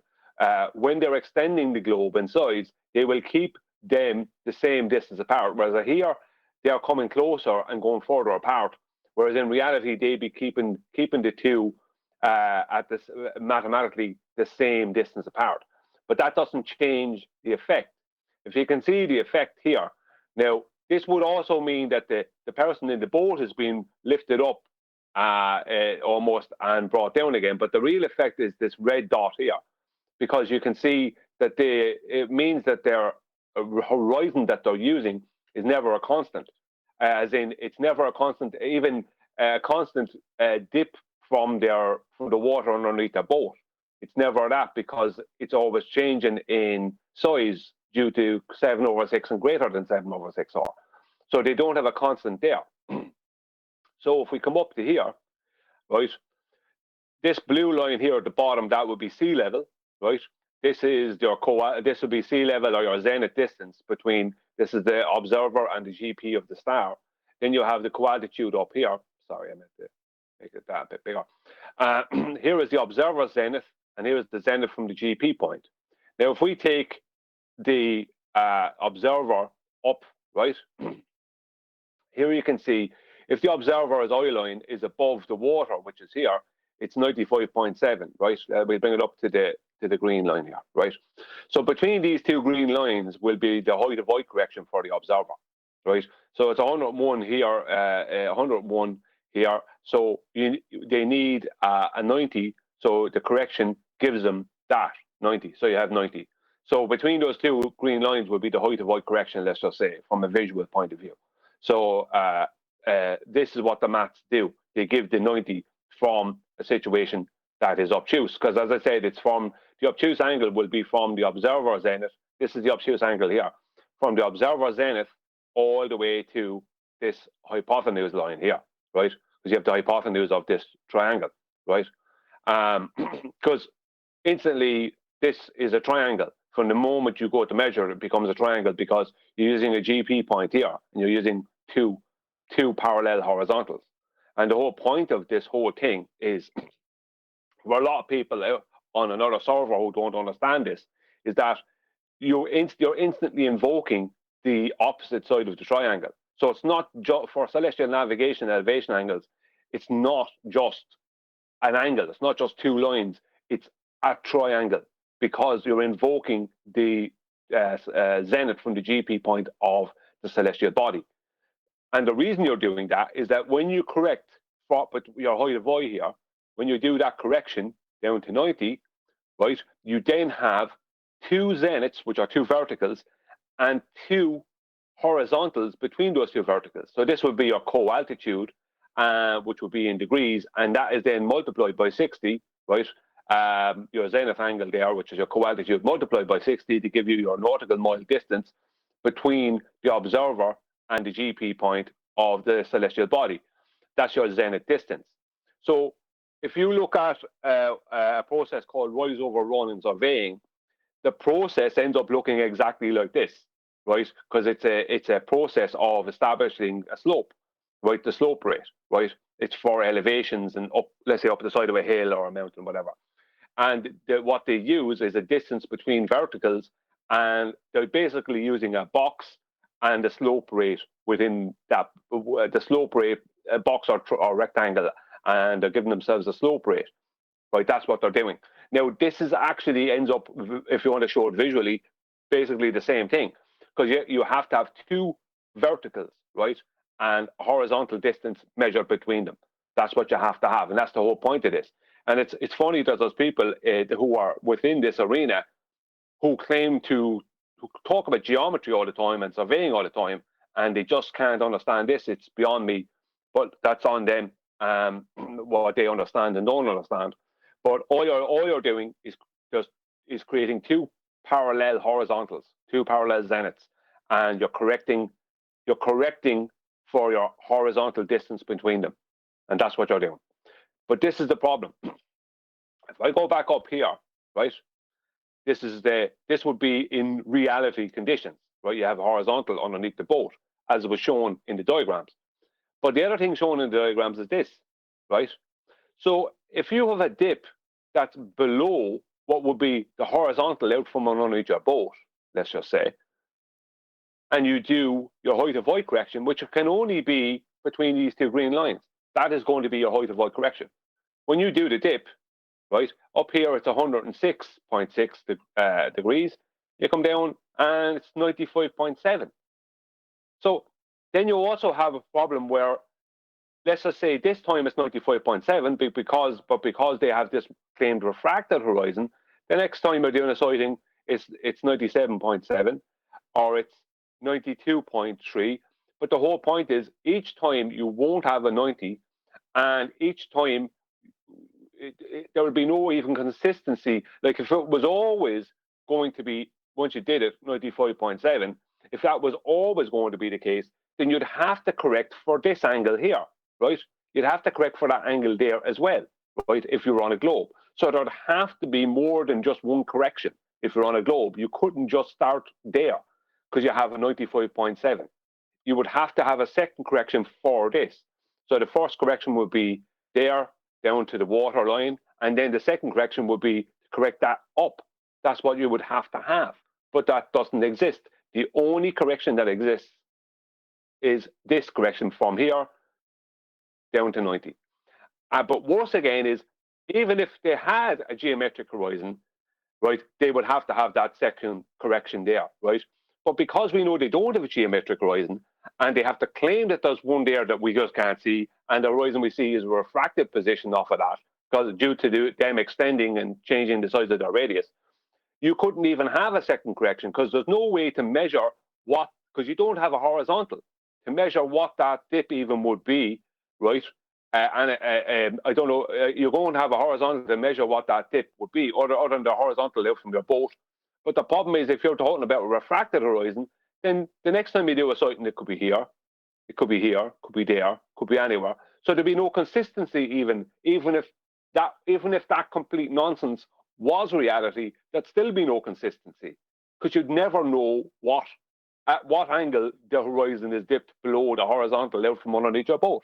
The tangents you'd be making that would be at the point where your boat touches the water. You'd never have a consistency. So there isn't a second correction. That doesn't exist, which would have to exist as if we follow the diagrams of what they try and claim, which is us living on the globe. There would have to be a second correction, but there isn't. There's only one correction, and it's from the height of I, bringing the vertex to mathematically so the I line is at sea level, and that's the end of that. Tent Man, if you want to take over from here, thank you. Yeah, beautiful. I don't share my screen. Yeah, it's great. Any comments before? No? Do you want me to move straight on to Skype? Yeah, go to Skype. Go to the first picture, please. Yep. Ready when you are. Angle of elevation and angle of depression, correct? Yeah. Okay. Before I start, the silver bullet is the sextant. The sextant is an angle measuring device. It could never, ever, ever work from a curved baseline. So a sextant has never worked from a globe surface. If they want to say the Earth is a globe, go pick something else, because the sextant measures angles. And an angle is two straight lines meeting at a vertex. This is what Brian is showing. So the silver bullet quick kill is sextant can't be used on the globe Earth. That's because what it does, it can't be anything else than what it's designed to do, measure an angle.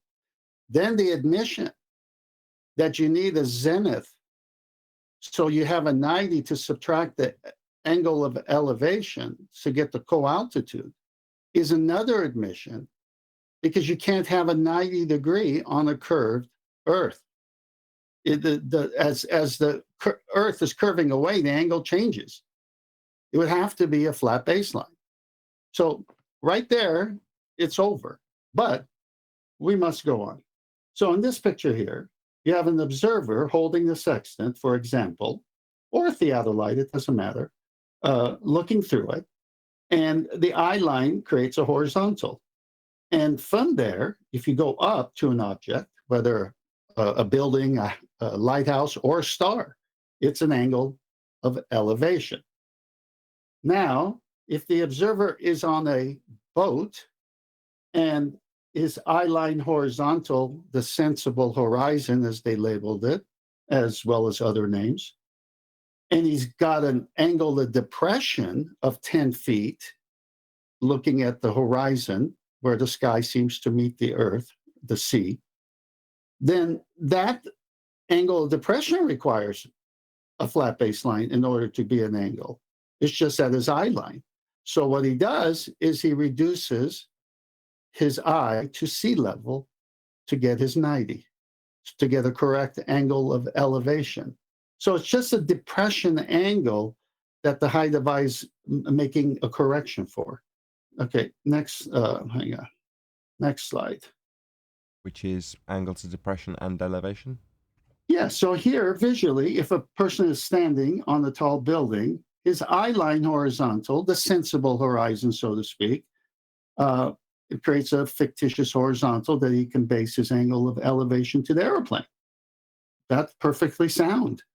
But that car on the road is below him, and that's an angle of depression. That if he wants a 90, how's he going to get a 90? Well, he's got to come down to the first floor. You can see the box there creating the 90 on his zenith. So it's as simple as this, that you're correcting for being above sea level, which would give you 90. And in their own books, they say if your eyeballs were at sea level, you don't need to do height of eye or dip correction. So it's an admission that it's only a correction for an angle of depression. And it's not the baseline curving away. Because at sea level, there is no correction. Well, then that means the sea level is flat, horizontal. It would have to be. And that's why sextant can't work on the globe. Go to the next slide. Here, when you sight the sun at the open sea, the only thing stable around you, because all you see is water, is the horizon line, is where the sky seems to meet the earth, or the sea in this case. The tilting of the sextant, or sometimes called the rocking of the sextant, as seen here, is to get the sun perpendicular to that horizontal horizon that you're looking at.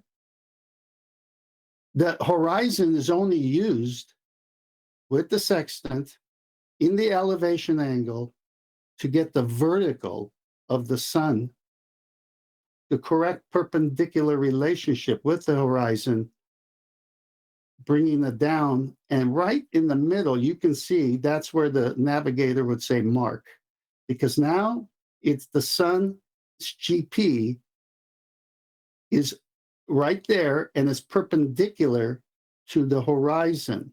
Now, what is perpendicular? Everyone knows what that looks like. You got a vertical and horizontal. Well, there you go. So sighting the sun and bringing it to the horizon is to create the zenith of the sun where the 90 is, because you can't use your 90. You're tossing around in the waves. You can't use a plumb bob. You can't use a theodolite at sea. So you say, since I can't use my zenith to get the coaltitude or the angle from my zenith, I'll use the surface that's horizontal. I'll position the sun where it's perpendicular to it. So I got its zenith, its exact GP over the earth is in the books. And a straight line from that to you is the baseline. So it's for the vertical zenith position of the sun. That's what you use the horizon for. And it's already assuming the earth is flat because you need a baseline for that. It's pretty obvious. Next slide. This is a killer.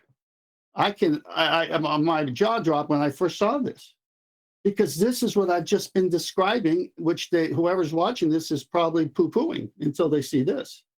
Because here you've got the same situation. Now, the red zenith is the observer zenith, and the blue zenith is the sun or star zenith. Now, it says here that the angle is 90 degrees, height observed, complement angle 90 minus 60 is 30. 1 degree equals 60 nautical miles on the Earth's surface. 30 degrees times 60 is 1,800 nautical miles zenith distance. Well, how do I get that if I don't know my zenith, my vertical, because I'm at sea? So I bring the sun or star down, I get it perpendicular, and there's your 90. It even says 90, although they got this little curvature to that yellow arrow, which destroys, and the contradiction spotted again by FED here. So you got to have a 90. You got your 90. You got a 60-degree angle to it from your position on the boat. 60 minus 90 is 30. So you are 1,800 nautical miles away from your GP, which has to be your zenith, your vertical, to the vertical of the star in question.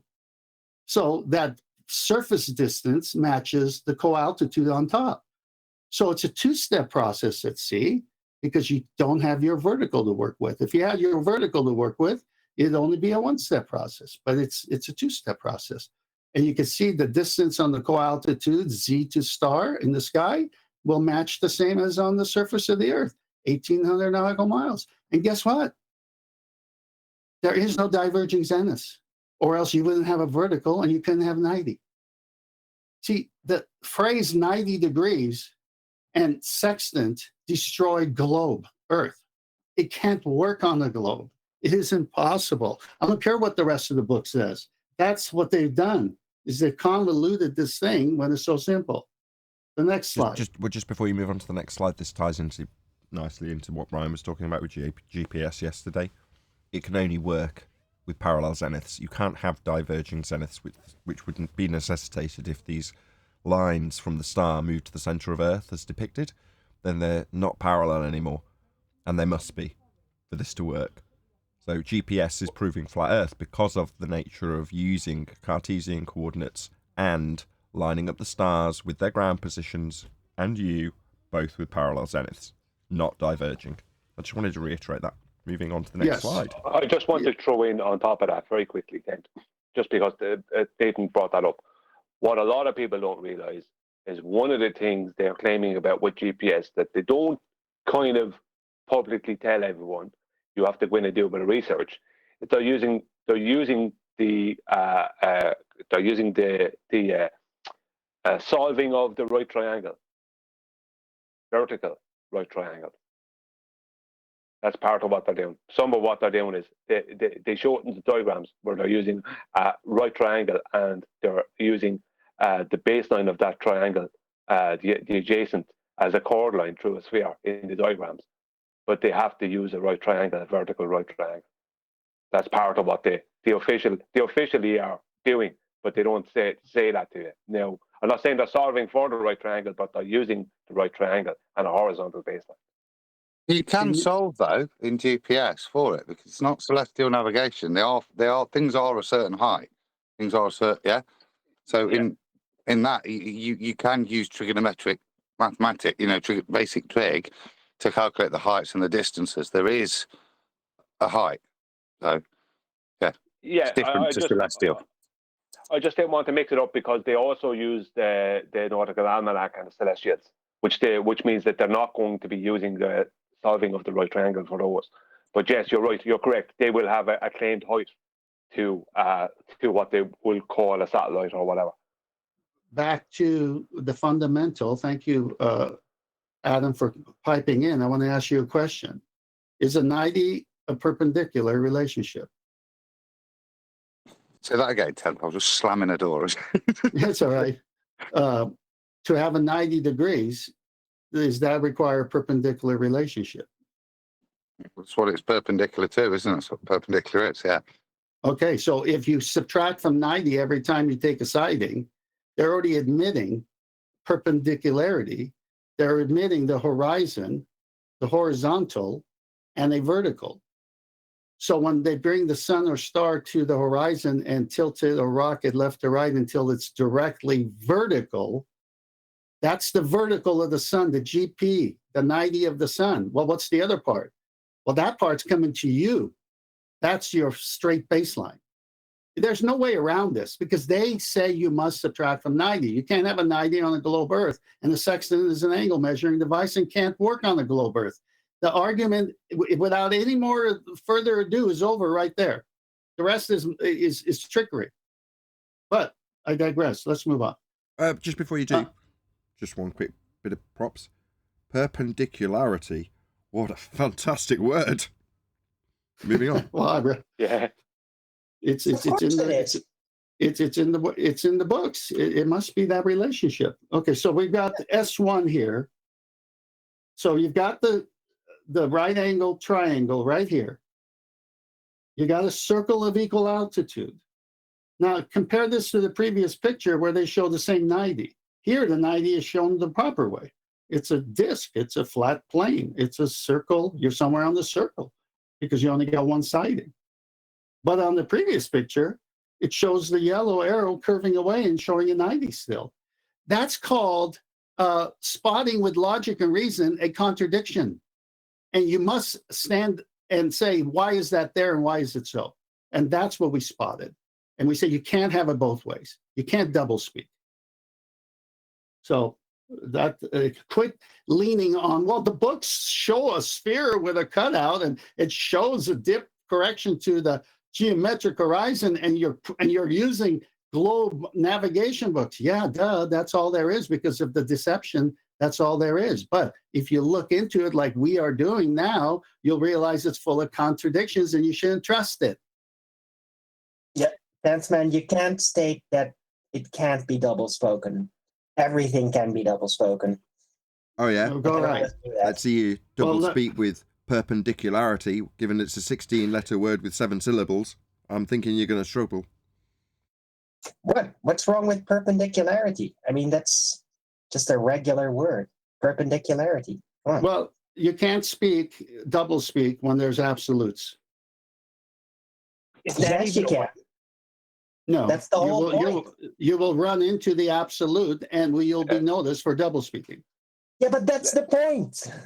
That's the whole point of double speaking, is that you can do it. It doesn't matter if it contradicts. That's why it's double speak. Oh no, I agree. I agree with that. But sorry, I just leave this sorry for to after. interrupt. Sorry. Just looked. I thought I'll look it up. I looked it up. I just want to read it out. Perpendicularity. In a perpendicular position. Number 1, mathematics. A line or plane perpendicular to a given line or plane. 2, a perpendicular position.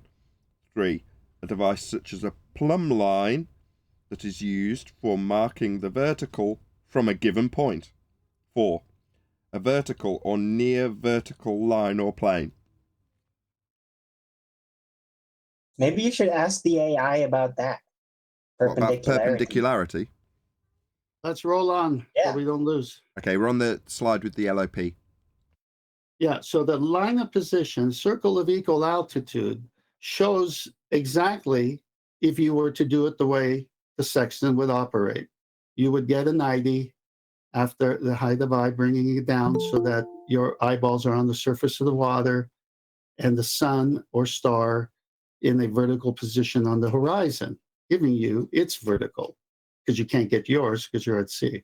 And you use the co-altitude by subtracting the difference from 90 and your altitude measurement, the elevation angle, to get your zenith distance, as shown before. So it's right there. This is how it works, and that can't work on the globe. So go to the next slide. The next slide is really something that everyone should catch right away. See, they got the celestial horizon, one and the same with the equatorial plane of the Earth. They got the geoidal horizon on the waterline, is if your eyeball were on the waterline. No dip requirement, no height of eye, same thing. And then you got the sensible horizon, which is your eye line horizontal, where you have the depression angle to correct for because you're 10 feet above the sea surface, in this case, the geoidal horizon. That circle that represents a globe is surplus to requirement because none of it's being done on a circle. All 3 of these show a flat plane.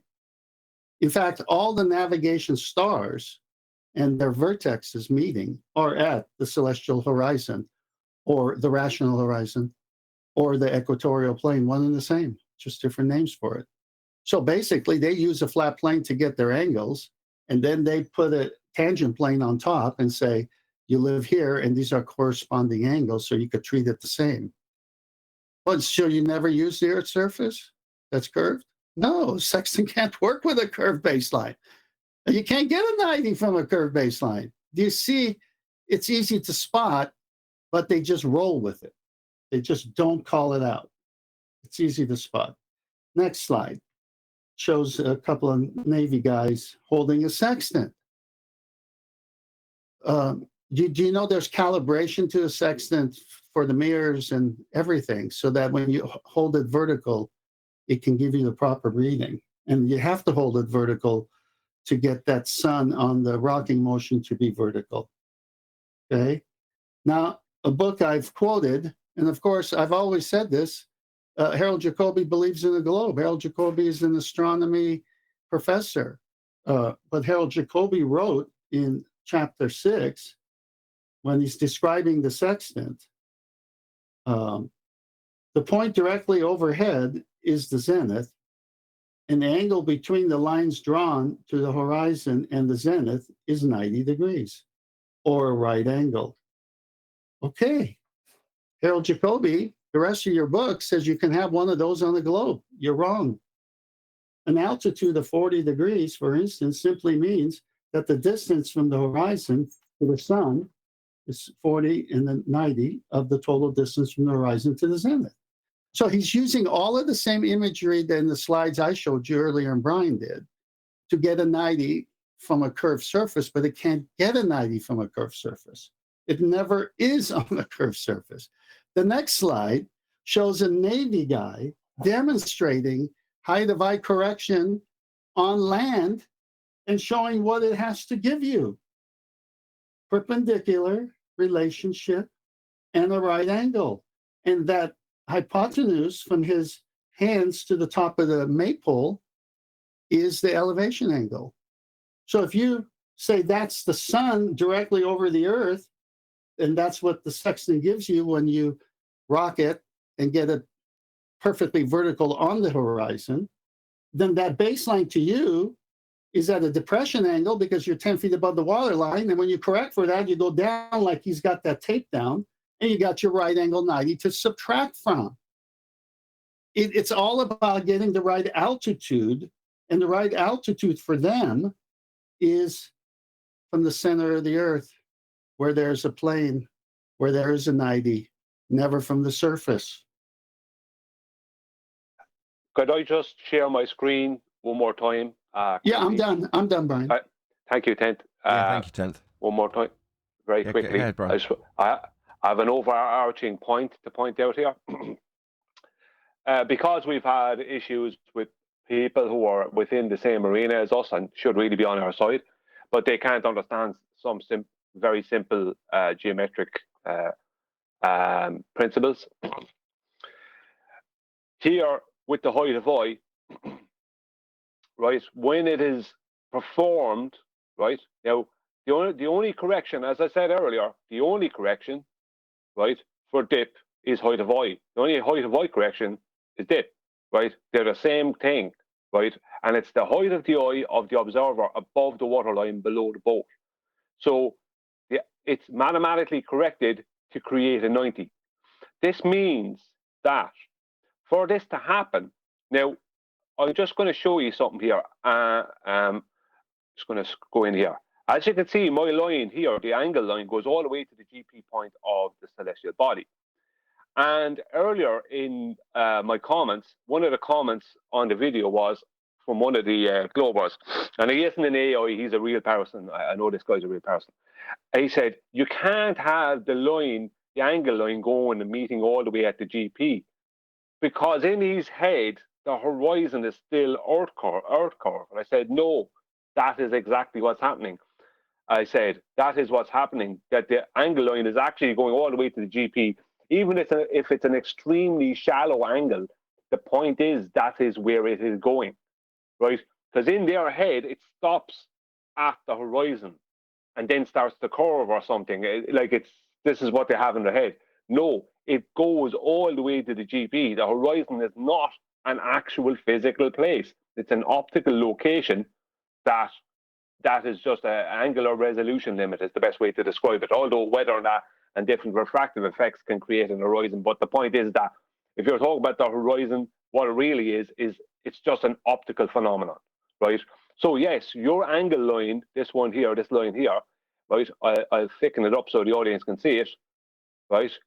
That angle line is going all the way to the GP, right, point. Even if it's a very shallow angle, that's where it is going, because you're creating instantly a a triangle, right? And when you do height of eye correction, which is mathematically bring the eyeballs in line with the water underneath the boat, or make a parallel here, what you're doing is you're proving that level is horizontal, and you're using sea level to do it.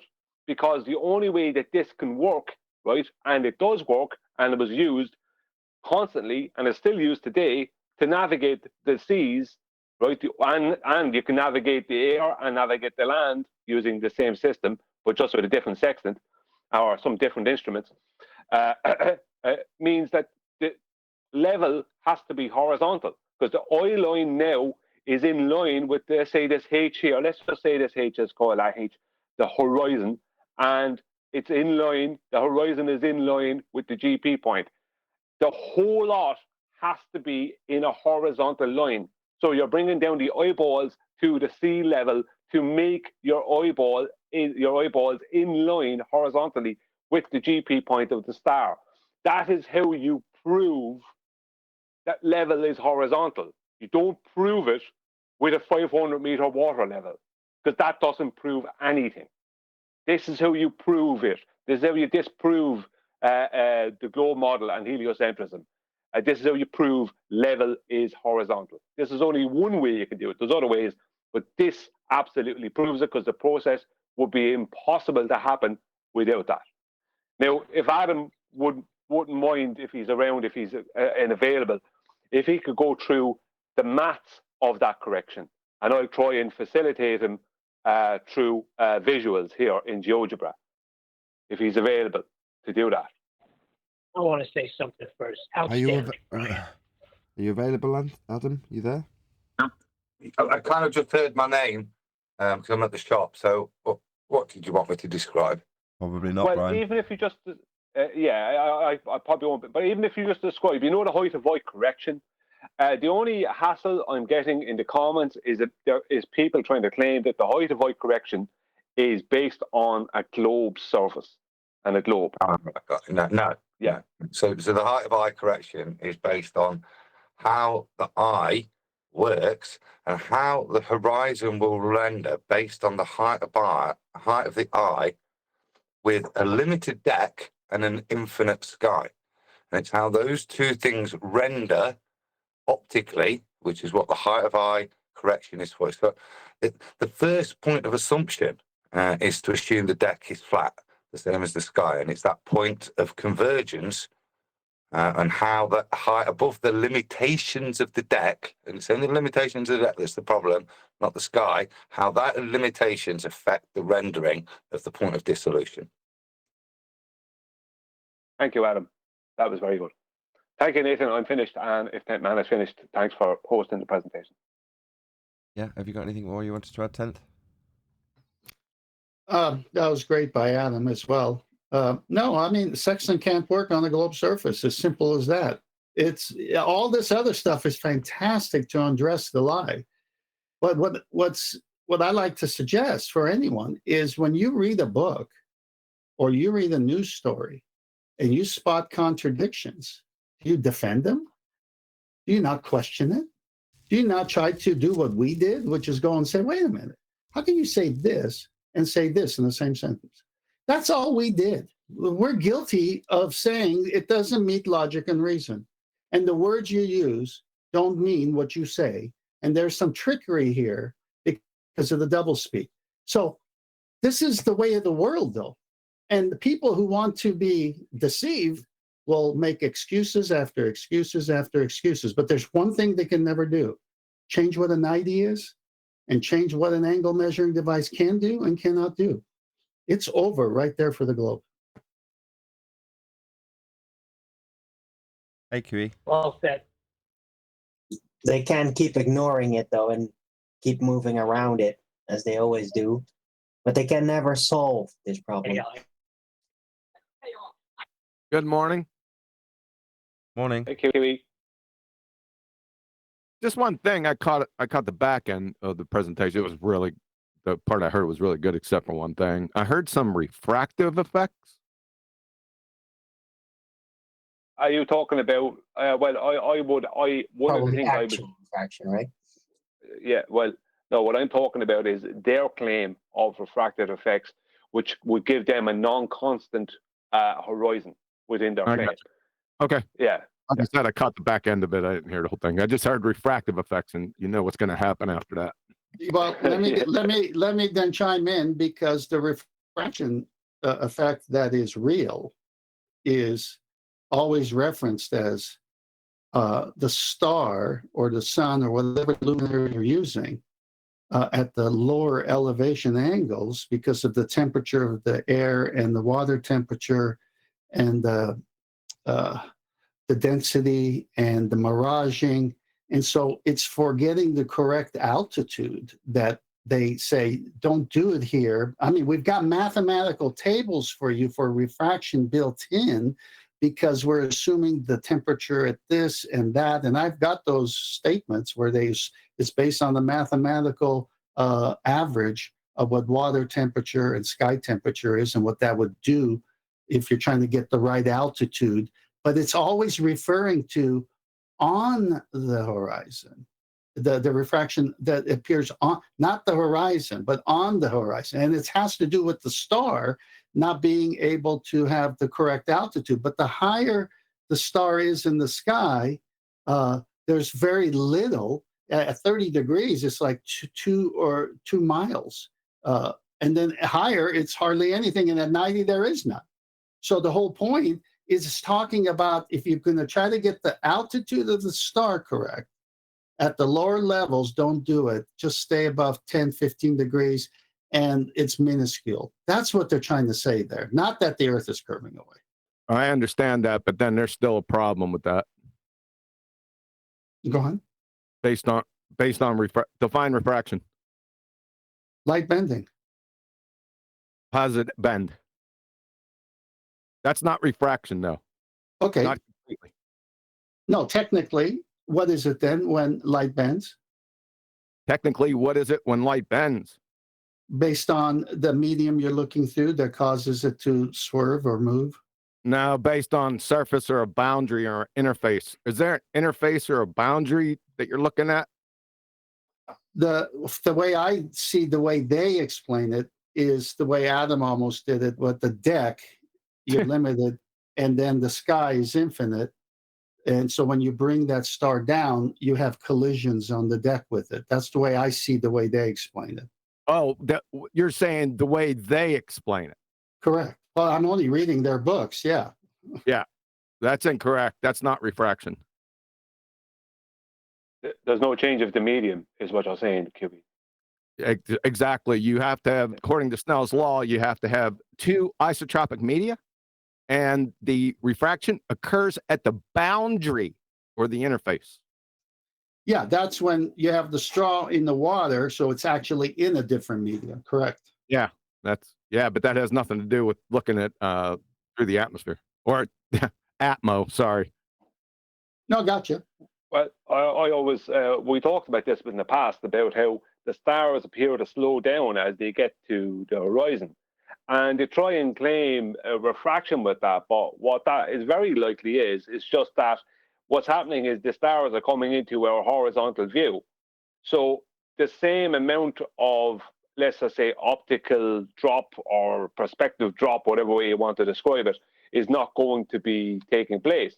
So whatever the stars are, whatever way they render, what they're doing is they're heading into our horizontal. So that would slow down, that would optically slow down from an apparent point of view, slow down what you're seeing. It would appear to slow down simply because it's starting to become part of your horizontal view. And eventually it just becomes part of your horizontal view, and you can't see it because it's just purely horizontal to you. There's no, at that point, it nearly becomes two-dimensional because you from an optics point of view, because you can't see any 3D dimensionality. So what they're calling refraction could be purely just an optical effect due to two horizontal planes being parallel to each other. Are you talking about celestial navigators? Why they call it refraction? Well, yeah, I suppose you could go by what they say, but just what you're talking about here, how there isn't a change in the medium, so consequently, what you're talking about is that why they try and add in this celestial refraction is because the stars tend to slow down optically as they get towards our horizon. So consequently, they think, well, that's because they're being refracted up. No, they haven't proven any of this. And as you said, there isn't a second medium. So, but optically, if the stars are starting to appear in your horizontal view, then they will appear to slow down. That would be an optical effect that would happen, I would say. So that's just what my take on it. No, that sounds good to me. As long, well, they're attributing that's a false cause fallacy if they call it refraction. Yeah, I agree. I'm not saying that the phenomena doesn't happen that way. I'm saying what they attribute cause to refraction. That's not refraction. They don't know what refraction is. Yeah, I agree. Yep. Right, is that it? I think so. With that, I'm going to say another huge, massive, enormous thank you to both Discord and G+ panels for making today's after show possible. And of course, a massive thank you to all of you in either Nathan Oakley 1980 or Nathan Oakley Programming streams, hopefully smashing the super chat, liking, commenting, sharing, subscribing, joining as a member, and all that good stuff. Again, check out the FE versus AI video, hopefully linked in either the live stream chat or the info box below this video. I've been Nathan Oakley, and I will see you all in the next one.